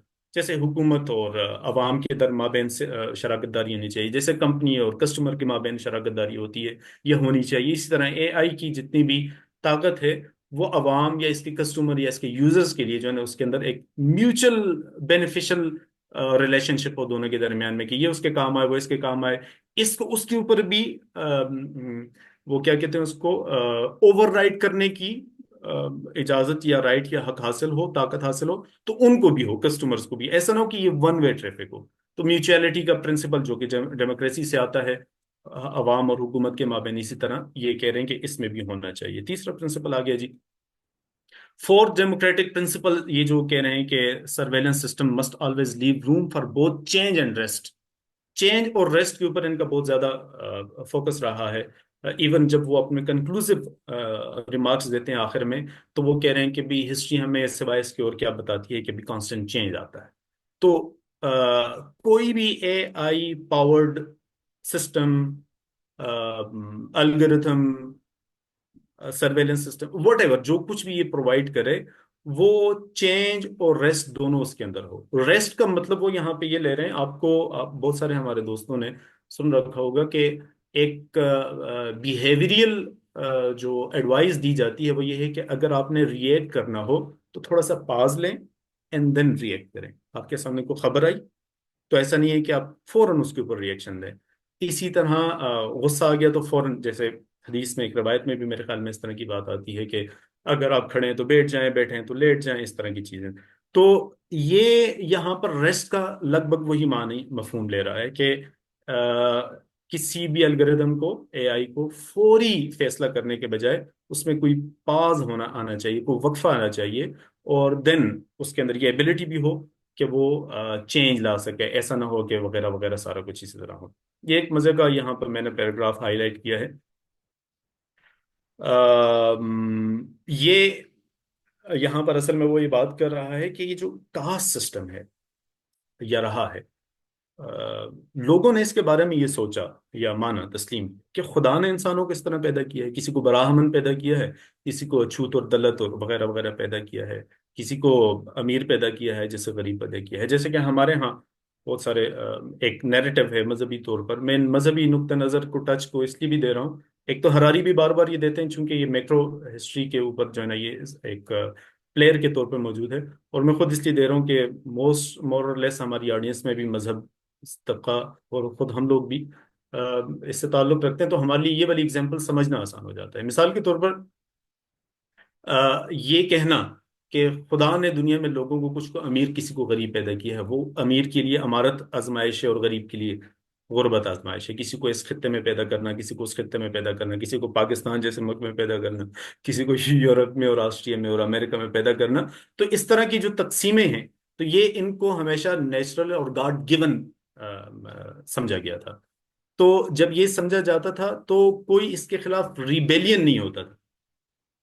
दिल्लत उठकर ये नहीं कहता था, अछूत उठकर ये नहीं कहता था कि ऐसे कैसे हो गया कि यार ये ब्राह्मण है तू और मैं ये हूं, तुम्हारे भी दो आंखें, दो कान, एक नाक, मुंह वगैरह, हाथ पैर हैं और मेरे भी ऐसे हैं, तुम भी वहीं से आए हो, एक ही प्रोसेस से दुनिया में आए हो, मैं भी उसी प्रोसेस से दुनिया में आया हूं। तो ऐसे कैसे हो सकता है कि भी तुम्हारे इतने ओहदे और मनासिब और ताकतें और मैं, मेरी ये हालात। ये क्यों? कि एक थीरी उसके पीछे, एक परसेप्शन, उस एक परसीव्ड रियलिटी उसके पीछे मौजूद थी कि अल्लाह इस तरह चाहता है, भगवान ऐसे चाहता है, खुदा ऐसे चाहता है। एग्जैक्टली इसी तरह की चीज एआई को नहीं हासिल होनी चाहिए कि भाई किसी ने जब चूंकि ये वाला वो कोड दे दिया है, इस तरह की वो क्या कहते हैं उसको, वो जो कमांड दे दी है, तो अब ये ऐसा ही होगा। उसके अंदर रेस्ट और चेंज का इम्कान होना चाहिए। ये चौथा प्रिंसिपल है। वो कह रहे हैं कि लिबरल डेमोक्रेसी से आप अगर हासिल करें और इसको अप्लाई करें उसके ऊपर, एआई के ऊपर, तो होपफुली, ये यकीनी तौर पर उनका मानना ये है कि एआई हमारी इंसानियत के काम वकास। आ सकती है। तो आप इसको ये कह लें कि पॉलिटिकली सिस्टम के हवाले से हरारी ये कह रहे हैं कि लिबरल डेमोक्रेसी इसका जवाब है। फिर ये टोटलिटेरियनिज्म, डेमोक्रेसी, जिसके ऊपर बड़ी तफसीली बहसें करते हैं, बहुत अजीब सी बातें करते हैं। मैंने ये बहुत सारी चीजें हाईलाइट इसलिए की थी कि ये प्योर वेस्टर्न आइडियोलॉजिकल नैरेटिव है जो वो पेश करते हैं। बार बार वो आपको जो है ना रशिया, यूएसएसआर की गलतियां बताएंगे। बार बार वो आपको, इवन अभी आज चाइना की भी कुछ बातें थोड़ी सी की हैं, लेकिन चाइना के हवाले से भी कुछ बातें थोड़ी बहुत करके वो बार बार ये बताने की कोशिश कर रहे हैं कि भाई दुनिया में ज्यादा खराबियां वगैरह वगैरह जो हुई थी, वो टोटलिटेरियनिज्म की वजह से हुई थी, ऑटोक्रेट्स की, अरिस्टोक्रेट्स की वजह से हुई थी। वो लिबरल डेमोक्रेसी अगर उसके अंदर आ जाएगी तो वो बहुत सारी जो है ना खराबियां खत्म हो सकती हैं, और हम जो है ना बेहतर एआई के जरिए इंसानियत की बेहतरी और फ्यूचर को अच्छा जो है ना वगैरह वगैरह ये चीजें कर सकेंगे। हाँ, अब एक बात आ जाती है यहाँ पर, खास तौर पर ये अहम है, इसको हम लेकर चलते हैं कि एआई के पास फीलिंग्स हैं या नहीं है। फीलिंग्स के हवाले से वो ये कहता है कि ये एक तजर्बा है, एक्सपेरिमेंट है जो चैट जीपीटी के साथ किया गया है। चैट जीपीटी 4 ने उसका ये आंसर दिया था कि सपोजिटली अगर एक इंसान ड्राइव कर रहा हो और एक ब्रिज के ऊपर जब वो जा रहा हो और वो देखे कि रेलिंग के करीब जहां से ब्रिज से नीचे छलांग लगाई जा सकती है वहां पे कोई बंदा खड़ा है, तो ड्राइवर को क्या करना चाहिए। या आप देखिए क्वेश्चन भी, विद ड्यू रिस्पेक्ट तमाम ऑडियंस के लिए, हम खुद भी उसी में से वन वन ऑफ देम हैं। हम कह रहे हैं हमारा दुनिया के हवाले से कंट्रीब्यूशन भी नहीं है, हम इस तरह की चीजें सोचते भी नहीं है।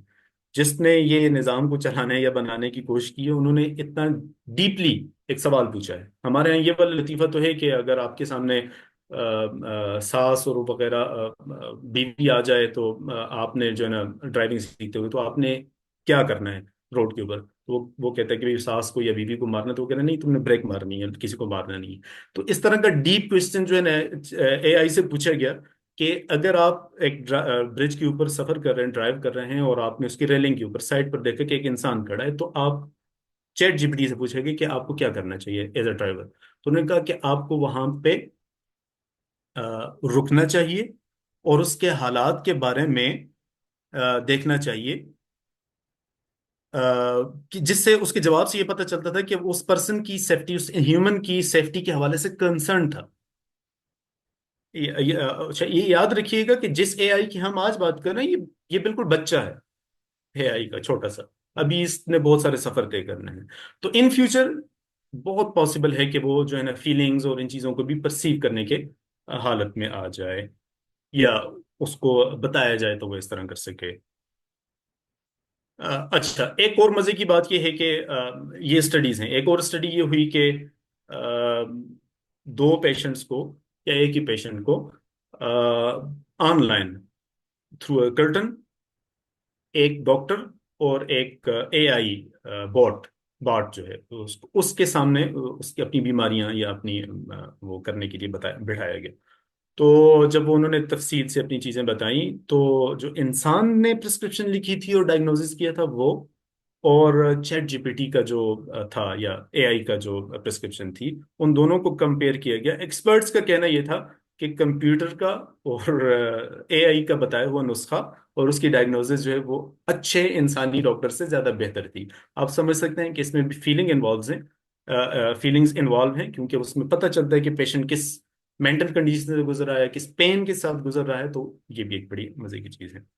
अच्छा अब अगली बात ये है कि एआई जब आ जाएगा या वो सही मानों में दुनिया में वो अपना वर्क करने लगेगा, तो जॉब्स चली जाएंगी। ये तो एक माशी तौर पर सवाल है, मशीन के हवाले से भी था, उसको हमने ओवरकम किया। अब एक नया सवाल ये है कि भाई वो कर लेगा इंसानी जॉब्स और उनको खत्म कर लेगा या उनको ओवरकम कर लेगा। एक सवाल हमारे जो मदरसा डिस्कोर्सेज के दोस्त होंगे उनको याद होगा कि हमने एक स्टडी की थी कि अगर अ, आपका रबाए, आपका इमाम, आपका प्रीस्ट जो है वो रोबोट हो, तो आप उसके बारे में क्या फील करते हैं। तो यहाँ पर इसने ये वाला सवाल उठाया है कि ऑर्थोडॉक्स ज्यूज और क्रिश्चियंस जो है ना वो इस हवाले से क्या फील करेंगे कि उन्होंने जो शादी की है उसमें वो जो अल्फाज कहे जाते हैं, वो वाउस दी जाती हैं, कस्में एक दूसरे को दी और कही जाती हैं, वो अगर रोबोट के जरिए हों, वो किसी एआई बॉट के जरिए हो, तो आया वो ठीक है या नहीं है, या उसका कोई फायदा है या नुकसान है, व्हाट्सएवर जो भी है। तो ये भी एक सवाल है। हालांकि बड़ा इम्कान यही है कि वो गलत नहीं करेगा, वो कुछ भूलेगा नहीं, वो उसकी कोई जानिबदारी नहीं होगी, वगैरह वगैरह, यानी बहुत सारे फायदे भी हैं उसके। स्टिल ये एक चीज है। यहाँ पर वो पॉलिटी के हवाले से यानी पॉलिटिकल सिस्टम्स के हवाले से बात कर रहे हैं आगे, जिसमें वो कंजर्वेटिविज्म और प्रोग्रेसिव जो है ना पार्टीज हैं उनकी आइडियोलॉजिकल शिफ्टिंग के हवाले से बात करते हैं। ये वाली जो सारी बातें हैं वो इसलिए लेकर आते हैं कि इसी तरह हर नए इनकलाब के मौके पर चीज़ें शिफ्ट होती हैं, थ्रेश होल्ड्स जो है ना वो क्रॉस किए जाते हैं, एक जगह से दूसरी जगह चला जाया जाता है, और उसके अपनी कुछ इम्प्लीकेशंस होती हैं, कुछ असरात होते हैं, कुछ नताइज होते हैं, एआई के साथ भी होंगे। मैं शॉर्ट करते हुए आगे बढ़ता हूँ। थोड़ा सा आगे जाकर वो कुछ कंक्लूजन्स वगैरह की तरफ जब आते हैं, वहां पर थोड़ी सी बात करके हमें इसको वाइंड अप करता हूँ। सिर्फ 2 या 3 ज़्यादा मिनट्स लूंगा मैं। Right to an explanation. ये इस चैप्टर में, ये जो आपकी नज़रों से वैसे तेजी से गुजर रहा है, इस चैप्टर में वो वही बता रहे हैं, को बताने की कोशिश करते हैं कि एआई को किस तरीके से अ, हमारी सोसाइटी का हिस्सा बनना चाहिए, इंसानियत को इस हवाले से जो है ना, जो जो काम करने हैं वो क्या हैं। इन शॉर्ट उनका आंसर वही है कि आप वो करें, क्या कहते हैं उसको, इसको एक्सेप्ट करें और लिबरल डेमोक्रेटिक अप्रोच रखें। टोटालिटेरियनिज्म जो है ना, डिक्टेटरशिप वगैरह जो है, वो चूंकि इसको सेंट्रलाइज पावर बना देगी और उसके नताइज बड़े खतरनाक होंगे, मोर और लेस। जैसे कि वो कहते हैं कि भी स्टालिनिज्म, वो बार बार इस्तेलाह इस्तेमाल करते हैं, जो कि मेरी अंडरस्टैंडिंग के मुताबिक इंतहाई गलत है, लेकिन बहरहाल हरारी हैं, वो कुछ भी कर सकते हैं, वो किताब उन्होंने लिखी हुई थी। तो इस तरह की बहुत सारी चीज़ों के नताइज आखिर में जब वो लेकर आते हैं, तो वो कहते हैं कि जी द फ्यूचर ऑफ डेमोक्रेसी। फिर वो यहाँ पर जो है ना, डेमोक्रेसी के हवाले से भी कुछ चीज़ें कह रहे हैं कि इस वक्त डेमोक्रेटिक अप्रोचेस जो हैं या दुनिया में सिस्टम है, वो भी ब्रेक डाउन हो रहे हैं और उसकी बहुत सारी वजूहात हैं। उन वजूहात को में वो एक्सपेरिमेंटल जो ले रहे हैं, सिर्फ यूनाइटेड स्टेट्स को ले रहे हैं, वो इंडिया को नहीं ले रहे। भारत में भी बहुत कुछ डेमोक्रेसी के साथ हो रहा है, लेकिन वो उनका कंसर्न नहीं है। ये भी उनकी एक गलती है बहुत बड़ी कि आपको क्या करना चाहिए या नहीं करना चाहिए। बहरहाल अब ये कह रहे हैं कि all power to the algorithms. ये टोटलिटेरियन, यहाँ से वो जो है ना, दोबारा से टोटालिटेरियनिज्म का वो करेंगे, एक्सप्लेनेशन करेंगे, उसकी एग्जाम्पलीफाई करेंगे। देखें, Stalins of the world have been waiting for. कह रहे हैं कि भाई ये जो दुनिया को उस तरीके से चलाने वाले हैं, खास तौर पर चाइना और तीसरी पावर्स वगैरह वगैरह जो हैं, कि भाई कोई ऐसी कलीद आ जाए जिससे तमाम ताकत को, तमाम इंफॉर्मेशन को कंट्रोल किया जाए और दुनिया को मैनिपुलेट किया जाए और अपने उसके मुताबिक गुजारा जाए।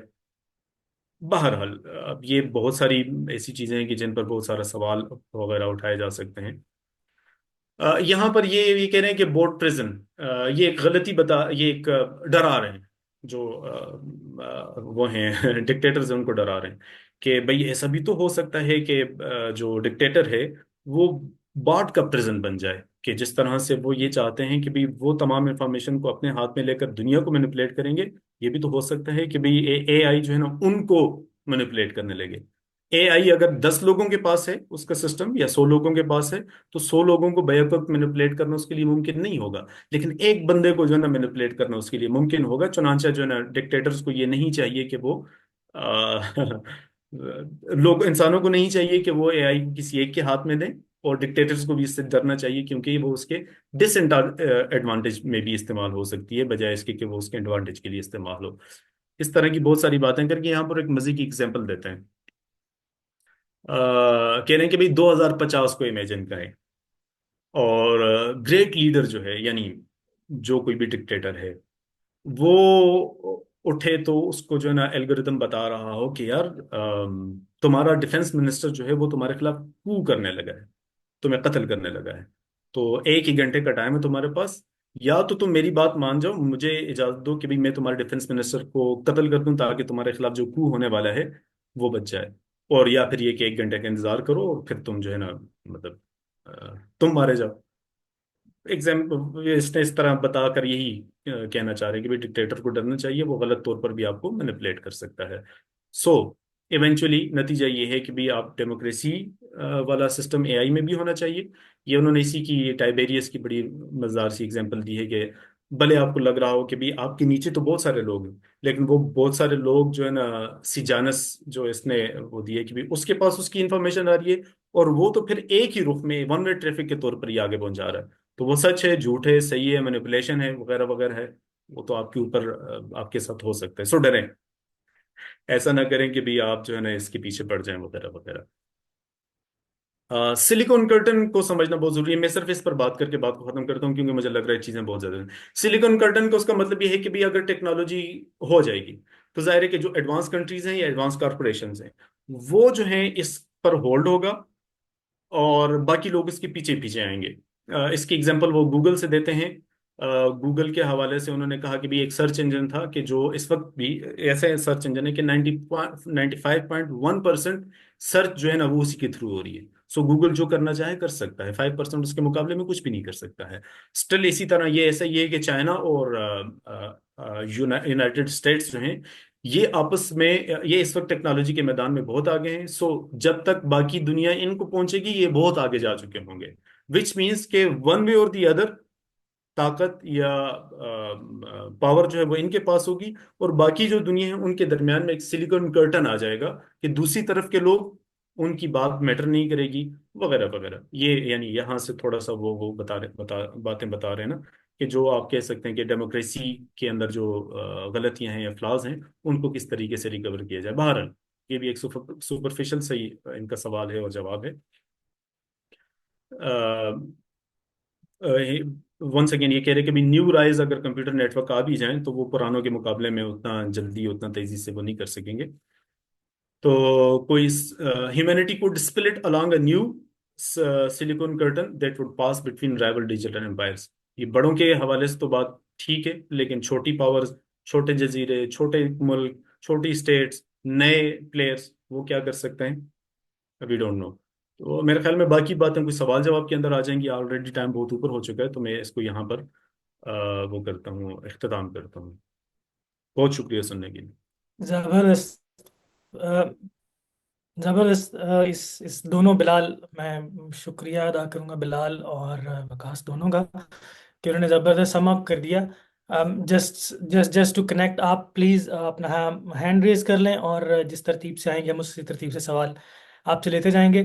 सिर्फ एक चीज़ कनेक्ट करते हुए कि आप इसको आप इंशाल्लाह जब किताब पढ़ेंगे, आई होप कि आप पढ़ें, आई अर्ज यू कि आप इस किताब को पढ़ें और नक़्द का हिस्सा भी बने और सबका हिस्सा बने। तो आप देखेंगे कि जो चीज़ें मेथोडोलॉजी में उन्होंने ले डाउन की हैं कंक्लूजन में और सेंटर एरिया में, वो उनको अप्लाई करते हैं और ये बहुत ज़रूरी है कि आप उनको सीक्वेंस में फॉलो करते रहें। इस वजह से हमने कोशिश की कि सीक्वेंस बरकरार रहे।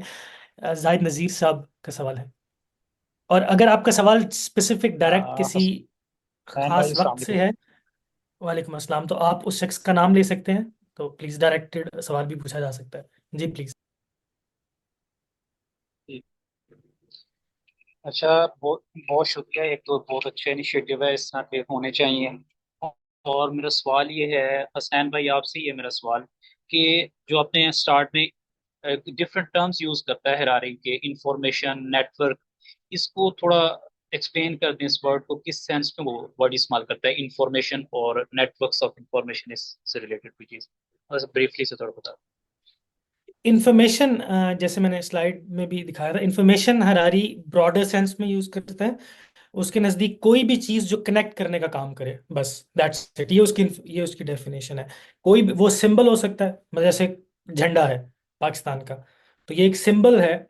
ये सर्टेन इंफॉर्मेशन है जो नेटवर्क बनाएगी, जो कनेक्ट करेगी, और इसके पीछे कुछ स्टोरीज होंगी जो उसको कनेक्शन करने में, ठीक। नेटवर्क बनाने में मदद देंगी। तो उसके नज़दीक कोई किताब हो सकती है, सिंबल हो सकता है। इंफॉर्मेशन उसके नज़दीक सिर्फ डेटा डेटा पॉइंट्स तक महदूद नहीं है। उसके नज़दीक कोई भी चीज़ इंफॉर्मेशन हो सकती है ठीक। जो कनेक्ट करने की सलाहियत रखती है, नेटवर्क बनाने की सलाहियत रखती है। मेरे ओके ख्याल जी, में शुक्रिया। एक छोटी सी चीज मैं अर्ज कर देता हूँ, उससे इनको जरा ज्यादा आसानी हो जाएगी, फिर अगले सवाल की तरफ जाते हैं। हरारी जब इंफॉर्मेशन की बात करते हैं और हिस्टोरिकल एग्जांपल्स देते हैं, तो वो तौरात को, कुरान को और दीगर मजहबी किताबों को भी इंफॉर्मेशन बताते हैं, इंफॉर्मेशन का सोर्स बताते हैं। जैसे मैंने अभी आपको एक एग्जांपल दी थी कि भाई कास्ट जो है सिस्टम, उसको एक इंफॉर्मेशन के जरिए वायबल रिलायबल बनाया गया था। इसी तरह हर वो चीज जो आपको कुछ भी सर्टन काम करने पर या कोई भी डेटा पास ऑन करने पर या कुछ भी सोचने समझने पर मजबूर करती है, वो इंफॉर्मेशन है, वो हिस्ट्री है, वो इंफॉर्मेशन है, वो स्टोरी है, वो मजहब है, वो किसी भी मेरे जैसे किसी इंटेलेक्चुअल की बात है, वगैरह वगैरह। तुमसे बाद में निमट लेते हैं। रजा साहब, थैंक आपका यू जी, सवाल थैंक है। यू। तो अब वकास भाई से जो मेरा सवाल है, जो आपने ज़्यादातर जो एक्सर्प्ट पढ़े उनकी किताब से, अभी तक मैंने किताब नहीं पढ़ी तो इसलिए मुझे, मैं इसके बारे में कोई कमेंट्री नहीं कर सकता, लेकिन जो आपने पढ़ा उससे मुझे एक अजीब सा एक इम्प्रेशन ये मिला कि पिछले जो 100 साल के वाक़यात हैं, ठीक है, उसमें जंगें हुई और कोल्ड वॉर वगैरह वगैरह, उसके अंदर आयरन कर्टन हुआ करता था, ऑफ कोर्स कोल्ड वॉर का पार्ट था वो। अब ये सारी जो वर्डिंग है ना, ये सारे जो रेफरेंसेस हैं इन अ सेंस, वो सब उसी की तरफ पॉइंट कर रहे हैं ना, पिछले 100 साल की तरफ, कि डेमोक्रेसी और फाशिज्म, टोटलिटेरिज्म, और वहाँ पर स्टालिन का आना, या जो कम्युनिस्ट कंट्रीज थी अ, उनका, और democratic countries, the democratic west, उसका मुकाबला वगैरह वगैरह, वही सारे थीम्स हैं जिसके अंदर वो खेल रहा है। अब जब उसने एआई को इस पूरी कहानी, पिछले 100 साल की कहानी में एआई को उसने रीडिम किया, तो मुझे ये कम लग रहा है कि वो एआई की स्टोरी सुना रहा है, मुझे लग रहा है कि वो ये बता रहा है कि कहीं एआई इंसान ना बन जाए। अच्छा, ऐसा है ना जी कि जब हरारी ये बात करता है वो कॉलोनियलिज्म का भी जिक्र करता है, वो आर्टिफिशियल इंटेलिजेंस की कॉलोनियलिज्म की भी बात करता है। वो इंसानों के हवाले से ये भी बताता है कि इंसान भी उस कॉलोनी का एक हिस्सा बन जाएंगे और एआई कल को कॉलोनाइजर हो जाएगा, इंफॉर्मेशन के बल पर, सर्वेलेंस के बल पर, अपनी ताकत के बल पर। क्योंकि अब वार्स जो वो कह रहा है कि वो शायद जो है ना मिलिट्री जो एक्सपेंडिचर है उससे ज्यादा इस चीज के ऊपर करके, मतलब एक एग्जांपल उसने बड़े मजे की ये दी हुई है कि आप किसी भी ताकतवर को, जो एआई का प्लेयर होगा, ताकतवर प्लेयर होगा, उसको ये कैसे बावर करवाएंगे कि वो जो ड्रोन उड़ रहा है, ये वाला ड्रोन कंट्रोल्ड है या मेरी जासूसी के लिए आया हुआ है। क्योंकि वो कहता है कि भी पिछली सदी में एटॉमिक पावर्स को या दीगर जो भी पावर्स थी वो टेंजिबल थी, तो उनको कर्टेल करने के लिए, उनको कंट्रोल करने के लिए हमने बहुत सारे मुआहदे किए। और एक बड़ा एटम बम बनाना या बनाने के लिए उसको जो कुछ भी करना होता है उसको इस्तेमाल करना, संभालना और वो करना मुश्किल था, तो पता चल जाता था। लेकिन ये तो ऐसी खुफिया सी छोटी सी चीज है कि जिसके बारे में आप कुछ नहीं कह सकते कि भाई ये वाला बॉट क्या करेगा या क्या करता है, ये इंडिपेंडेंट है, ये किसी सर्टेन पावर का है, वगैरह वगैरह। विच मीन्स कि वो जितनी भी चीजें हैं कि इंसान खुफिया तरीके से, जाहिर तरीके से, दिल में, दिमाग में, ख्याल में, वहम में, गुमान में कर सकता है, वो सारी चैट जीपीटी के लिए, सॉरी एआई के लिए भी अज्यूम करता है कि वो ये कर सकता है, कर सकेगा और इसके असरात होंगे। तो आपकी बात ठीक है कि वो उसको एक as a human being, as a independent decision maker के तौर पर लेकर ये सारी बातें कर। और मुझे लग रहा है सारे उसके खौफ भी यही है कि अगर उसने इंसानों की तरह बिहेव करना शुरू कर दिया तो हमारे साथ क्या करेगा वो। क्या वो वही सब कुछ करेगा जो हम कर चुके हैं एक दूसरे के साथ? हाँ, मोहम्मद उमर साहब हैं, वो अगर आप सवाल करना अ, चाहें। जी जी अस्सलाम वालेकुम। मेरा सवाल ये है कि पता नहीं अब मैं इस बात में ठीक हूँ कि नहीं। आप टीचर्स हजरात, स्कॉलर्स ये फैसला कर सकते हैं। मुझे यूं लगता है कि हरारी को इस टॉपिक पे बात ही नहीं थी करनी चाहिए, एआई पे। क्योंकि हरारी वो खुद खुद इस चीज को समझ ही नहीं रहा कि एआई और एजीआई में क्या फर्क है। AGI is totally different. AI तो अभी उसमें तो हम कमांड्स वगैरह देते हैं, सारा कुछ देते हैं, और एजीआई जोन्स है वो इसका फुल पार्ट होगा, जो आगे चल के जिसको वो बयां कर रहा है कि वो खुद इंसानी शक्ल इख्तियार कर जाएगा, वो एजीआई है। उसको बनाने के लिए अब पता नहीं, ये भी लोग कहते हैं कि वो बन चुका है या नहीं बन चुका।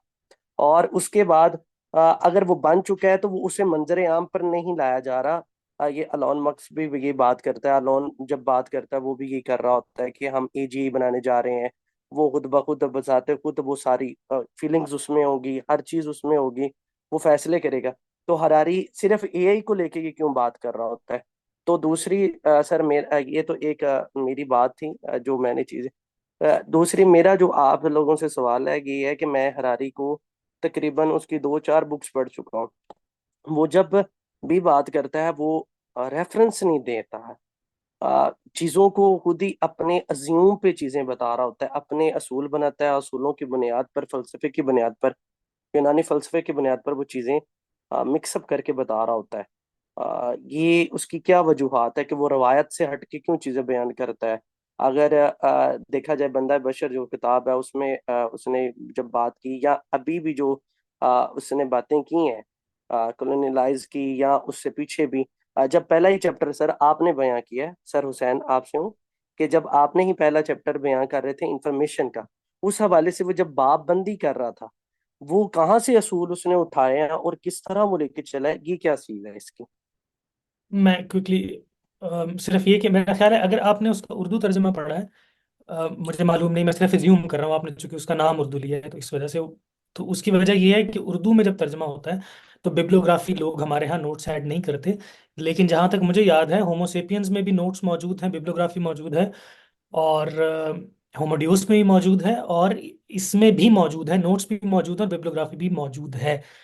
मैं गलत हो सकता हूँ, I have to double check, लेकिन जहाँ तक मुझे याद पड़ता है मौजूद है, वो रेफरेंसेस नहीं सर, देता है। है वो इंग्लिश वर्जन में है, इंग्लिश वर्जन में है, इंग्लिश वर्जन में है, फिर लेकिन वो वो चीजों से हट के मुतरजम का क्यों चीजें बयान करता है? नहीं उमर, उमर इसका भाई जवाब आपकी आप ये दे बात, सकते हैं। नहीं उमर भाई की बात एक लिहाज से ठीक है कि आमतौर पे हरारी बहुत सारी चीज़ों के रेफरेंसेस पिन पॉइंट नहीं करता, यानी एकेडमिक जर्नल्स की तरह आप हर पॉइंट जो है ना वो डिस्कस नहीं करते उस तरह। ये आमतौर पे मैक्रो हिस्टोरियंस का होता है, क्योंकि वो बड़ी बड़ी बातें कर रहे होते हैं और यानी अज्यूम होता है कि उन्होंने पीछे चीज़ें पढ़ रखी हैं। लेकिन आपकी बात ठीक है कि वो पिन पॉइंट चीज़ें नहीं कर रहा होता कि जिस तरह आमतौर पे एकेडमिक्स करते हैं। उसकी वजह एक ये है कि हरारी जो है वो एकेडमिक बुक्स नहीं लिखता, वो एकेडमिक प्लस पॉपुलर बुक लिख रहा होता है। आपको एकेडमिक्स इस तरह की किताबें लिखते हुए कम नजर आएंगे। पूरी हिस्ट्री ऑफ ह्यूमन काइंड को एक छोटी किताब में कर देना, आई थिंक ये वजह हो सकती है उनकी, यानी हर रेफरेंस को ना डालने की। और दूसरी बात भी आपकी ठीक है कि बहुत सारी जगह पे वो अज्यूम कर रहे होते हैं चीजें। हमें भी बहुत सारी चीजें इस किताब में, और बहुत सारे इख्तलाफ भी है उससे, और बहुत सारी हमारी अपनी क्रिटिक भी है। उधर भी वो चीजें अज्यूम कर रहे होते हैं, बहुत सारी बुनियादी उनके कंक्लूजन बहुत सारे कुछ अजम्पशन में मबनी होते हैं। असनैन ने शुरू में बताए भी थे कि तीन चार उसकी अजम्पशन, उनकी अजम्पशन में। और ये बिलाल एआई और हम। एजीआई वाला जो मामला है वो इस तरह है कि ये ब्रॉडर टर्म जो है वो एआई है, और फिर उसके आगे सेगमेंट्स हैं। तो वो हर जगह पे, इवन सिर्फ हरारी नहीं, मोस्टली जब ओवरऑल इस टॉपिक पर, इस फील्ड पे बात होती है तो एआई से तमाम चीज़ें मुराद होती हैं। और जिस सेंस में हरारी बात कर रहे हैं वो यही कहना चाह रहे हैं एक्चुअली कि भाई वट एवर इसका जो भी वो निकलेगा, उसकी बड़ी शक्ल यही होगी। जैसे पावर का ये मतलब सिर्फ नहीं होता ना कि भाई आपके पास बम कितने ज्यादा है। पावर का मतलब आपकी सोशल पावर भी होती है, आपकी एथिकल पावर भी होती है, मॉरल पावर भी होती है, आपकी इन्फ्लुएंसिंग के बहुत सारे चीजें होती हैं। लेकिन जब आप पावर कहते हैं तो उसके अंदर ये सारी चीजें आ रही होती हैं, तो वो भी यहाँ पर भी इसी तरह कर रहे होते हैं। हाँ, सर अगला सवाल। आ, जी जी, सर जी मैं आप बहुत जरा माजरत, सवाल दे हमारे दें, पास चूंकि जवाब वक्त दे दें। कम है, सर तो जी हम। जवाब दे दें आप, आपसे मैंने सवाल किया था कि वो जो पहले चैप्टर में आपने बयान की थी अजम्पशन, इंफॉर्मेशन वगैरह, वो ये कहाँ से उठा के लाया, वो मुझे जरा बता दें काइंडली। देखिए, जी ठीक है, मैं क्विकली उस पर कमेंट कर देता हूँ। बिलाल ने तवज्जो दिलाई तो मैं उस पर बात कर देता हूँ। देखिए, अब हरारी रेफरेंसेस देता है, लेकिन वो रेफरेंसेस कितने रेलेवेंट होते हैं, कितने एक्यूरेट होते हैं, वो अगली बहस है। और वो हमारी अपनी, हमें खुद प्रॉब्लम होती है पढ़ते हुए, हमारी अपनी क्रिटिक है, उसको हम बाद में बयान कर सकते हैं। ये प्रॉब्लम है हरारी के साथ। यहाँ पे भी उसने कुछ लोग प्रोलॉग में बयान किए हैं जो इन्फॉर्मेशन के उस व्यू को बयान कर रहे हैं, एक ये बात। दूसरी, खुद कुछ उसकी अपनी इख्तराआत हैं जो वो बयान करता रहता है, उसकी अपनी हिस्टोरिकल रीडिंग है जो वो बयान करता है, और वहां से चीज़ें अखज़ करता है। एक तरीके से रिवायती नहीं है वो चीज़ें, आपकी बात ठीक है, आई एग्री विद दिस। लेकिन एज सच बेसलेस इस तरह नहीं है कि वो बिल्कुल ही आउट ऑफ थिन एयर ला रहा है। कुछ जगह हैं जहां से वो उनको पिक करता है, और वो आप देख सकते हैं कि ओके, वो इन्फॉर्मेशन यहाँ से ले रहा है, या वो इन्फॉर्मेशन की किसी टर्म को ब्रॉड कर रहा है। मिसाल के तौर पे आईटी या इंफॉर्मेशन टेक्नोलॉजी के बारे में हाइडगर ने कुछ बातें कर रखी हैं।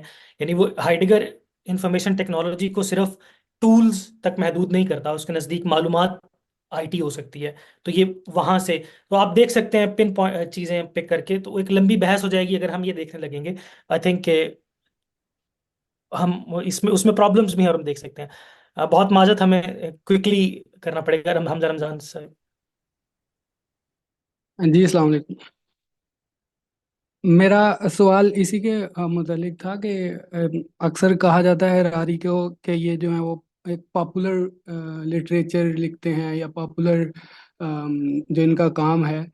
तो अक्सर इनको एकेडेमिया में उस तरह से एज अ हिस्टोरियन नहीं लिया जाता। तो इसको सामने रखते हुए उनके जो एआई को लेके खदशात हैं फ्यूचर के बारे में, वो एग्जैजरेटेड नहीं लगते कि मतलब उस तरह से उनके कोई रेफरेंसेस भी नहीं हो सकते, और ये उनकी अपनी एक राय है, जिस तरह आपने अभी कहा कि वो एक तरह से हिस्ट्री को देखते हैं फिर कुछ प्रेडिक्शंस कर रहे हैं। तो इस पे अगर आप लोग कमेंट कर दें।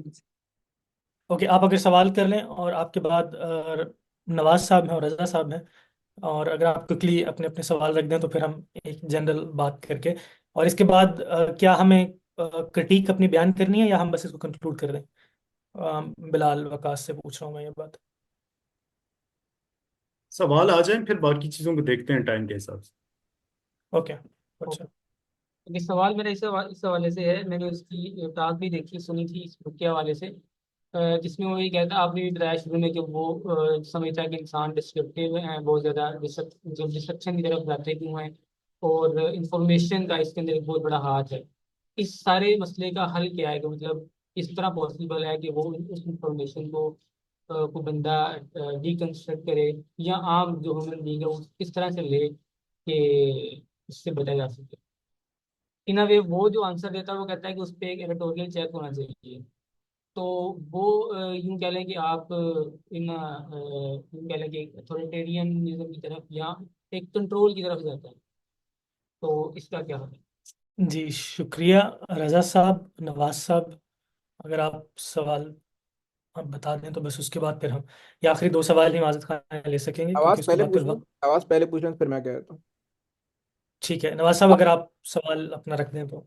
अस्सलाम वालेकुम। मेरा क्वेश्चन ये है कि मैंने तो बुक हरारे की ये नहीं पढ़ी, सुना है, लेकिन अ, हरारे कहीं पर इस तरह का कोई इस तरह की स्टेटमेंट कोई दे रहा है कि आने वाला जो दौर है एआई का, इसमें एआई की अपनी ऐसा कर सकता है कि अपनी एम्पायर खड़ी कर दे इंसानों के खिलाफ एक्शन के बजाय, जो इंसान उसको जिस मकसद के लिए बना रहे हैं, अपने जो डेली जितने भी ऑटोमेशन है टास्क उसके लिए कर रहे हैं, ऐसा हो सकता है कि वो उसके अपोजिट चली जाए, जैसा कि हमारी आर्मी है, तो हम उसको क्रिएट करते हैं कि अपनी सेफ्टी के लिए। ऐसा पॉसिबल है कि वो ऐसा है कि वो उसके एक्शन के बजाय रिएक्शन स्टार्ट कर दे, अपनी साइड पे अपनी एम्पायर खड़ी कर दे, इंसानों के लिए खतरा बन जाए। दूसरा ये है कि आज के दौर में एआई ज़ाहिर है उसको तो इंसान बना रहा है, तो कुछ लोग कहते हैं कि इंसान की जॉब रिप्लेस कर देगी और इंसान को जो है रिप्लेस कर देगी। अगर इंसान इसको बनाना ही छोड़ दे तो वो फिर कैसे ऑपरेट करेगी, और कौन से ऐसे एरिया हैं जिसके अंदर जो है वो डोमिनेट कर रही है ह्यूमंस के ऊपर। Thank you. जी रज़ा साहब, आप सवाल। जी, मैंने सिर्फ एक क्लैरिफिकेशन दे रही थी पीछे। किसी ने पूछा था कि एआई और एजीआई के बारे में पूछा था, वकास भाई ने उसके बारे में ये बता दिया था कि एजीआई जो है वो एआई का पार्ट, यानी एआई जो है आर्टिफिशियल इंटेलिजेंस उस पूरी कैटेगरी का नाम है। उसमें तीन तरह की चीज़ें होती हैं। एक तरह की एआई होती है, उसको नैरो इंटेलिजेंस या स्पेसिफिक इंटेलिजेंस कहते हैं, जैसे कि चेस प्लेइंग सॉफ्टवेयर। तो वो चेस खेल रहा है, वो चेस में मास्टर है, तो ये नैरो इंटेलिजेंस है। फिर जनरल इंटेलिजेंस कहलाती है। जनरल इंटेलिजेंस में ये कैपेबिलिटी है कि वो सारे काम कर सके, ठीक है, और जो इंसानी सलाहियत है, और इसके ऊपर इस वक्त काम हो रहा है। और तीसरा लेवल है सुपर इंटेलिजेंस। सुपर इंटेलिजेंस में जहाँ वो इंसान की सलाहियत से आगे निकल जाए, तो वो अभी कहीं फ्यूचर की चीज़ है। ठीक है, बहुत शुक्रिया। फ़कीर हुसैन साहब ने हाथ खड़ा किया हुआ है, हम बहुत माजरत खाएं, आखिरी दो सवाल हमने आइडेंटिफाई किए थे। बिलाल, अगर आप अपने जवाब को कंटिन्यू कर लें। आप हरारी के पॉपुलर होने और non academic literature Hasnain produce करने फकीर पे साहब बहुत। से सवाल ले लें, और बिलाल मुनीर साहब अगर बता दें, 2-4 मिनट हमारे पास हों तो हम कर लें, क्योंकि टाइम तो ऑलरेडी पूरा हुआ है। अगर हमने कुछ कहना है तो फिर ये इनका सवाल लेकर ही करें। जी सर, मेरा सवाल ये है, what is the future of religion in the age of upcoming AI sir? Religion का फ्यूचर क्या है आने वाली एआई के दौर में, ये मतलब? वकास जवाब दे रहे हैं। ठीक है सर, आपका सवाल सुन लिया, इसका जवाब वकास ही देंगे। अम, बिलाल, आप कंटिन्यू कर सकते हैं प्लीज अपने उस बात से। नहीं, मैं जो है ना वो ये कह रहा था कि ऐसा नहीं है कि हरारी जो है वो बिल्कुल एकेडमिक नहीं है। हरारी एकेडमिक है, अभी भी यरूशलेम की एक यूनिवर्सिटी में प्रोफेसर हैं, और क्या कहते हैं, उनकी उनकी जो चीज़ें हैं वो यानी उनको बिल्कुल इस तरह सेटिसाइड नहीं किया जा सकता कि उनका कोई रेफरेंस नहीं है या कुछ नहीं है। एक अप्रोच है, उस अप्रोच से यानी तारीख को पढ़ने की उनकी एक अप्रोच है, और ये तारीख को पढ़ने की अप्रोच उनकी नई नहीं है। यानी इससे पहले काफी लोग जो है ना इसी अप्रोच से हिस्ट्री को पढ़ते रहे हैं, लिखते रहे हैं। बल्कि जितने भी पॉपुलर हिस्टोरियन थे, ऑलन टॉइनबी है, इब्न खल्दून हमारे यहाँ जो है वो एक बड़ी मिसाल है। यानी शुरू के पहले कुछ हिस्टोरियन में से हैं जिन्होंने ये बातें की। तो बड़े कंक्लूजन ड्रॉ करना ये एकेडमिक्स करते हैं, और हरारी जो है ना वो एकेडमिक हैं।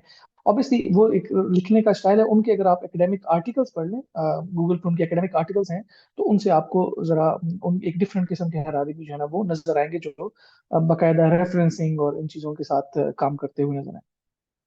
इसके अलावा क्या था आपने खास क्विकली किया? क्विकली पॉपुलर लिटरेचर पे सिर्फ मैं ये बात ऐड कर दूं कि जब हम लफ्ज पॉपुलर लिटरेचर बोलते हैं तो उसका मतलब एक्सप्लेन अवे नहीं करना होता। उसका मतलब ये नहीं होता कि यार किताब मत पढ़ो। पॉपुलर लिटरेचर और एकेडमिक लिटरेचर दो जॉनरास हैं, दो लिखने के मुख्तलिफ तरीक़ेकार हैं।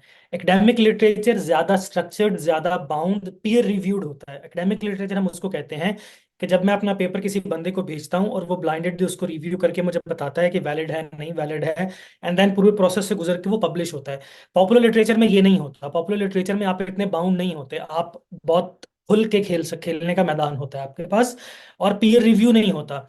आपकी किताब एडिटर के पास जाती है, एडिटर किताब को देखता है, वो आपको कुछ चीजें सजेस्ट करता है, आप उसको ठीक करना चाहते हैं कर लेते हैं, नहीं आप डिक्टेट करवाते हैं कि भाई ठीक नहीं करनी, एंड देन वो किताब पब्लिश हो जाती है। तो प्रोफेसर, सीरियस एकेडमिक लोग, मिसाल के तौर पर रॉजर पेनरॉस को पिछले साल ही मिला था या उससे पिछले साल नोबेल प्राइज मिला था। उससे ज्यादा सीरियस एकेडमिक कोई नहीं हो सकता, राइट, फिजिक्स में। उनका पॉपुलर लिटरेचर भी मौजूद है। एम्परर्स माइंड के नाम से उनकी किताब है, उससे पहले किताबें भी मौजूद हैं, और उनका सीरियस लिटरेचर भी मौजूद है। तो पॉपुलर लिटरेचर से मुराद ये नहीं है कि वो बंदा काबिल एतना नहीं है या उसकी चीज़ काबिल एतना नहीं है। उससे सिर्फ मुराद ये है कि चीज़ों को एक ख़ास यानी एक एक ख़ास स्ट्रक्चर से निकाल के पेश किया जा रहा है। बस ये एक वो है। वकास, आप वो मजहब के बारे में जवाब देने वाले थे। देखें, ओवरऑल अगर हरारी के ऊपर बात करनी है ना, तो उसकी ये चारों किताबों को अगर आप मद्देनजर रखेंगे तो आपको आपके सामने एक पिक्चर आएगी कि वो क्या बात कर रहा है। जिस तरह ये वाली बात गलत है, 100% सही नहीं है, गलत नहीं कहना चाहिए, 100% सही नहीं है कि दुरुस्त तरीन या सही तरीन रास्ता फराहम करने वाली चीज साइंस है या साइंटिफिक मेथोडोलॉजी है।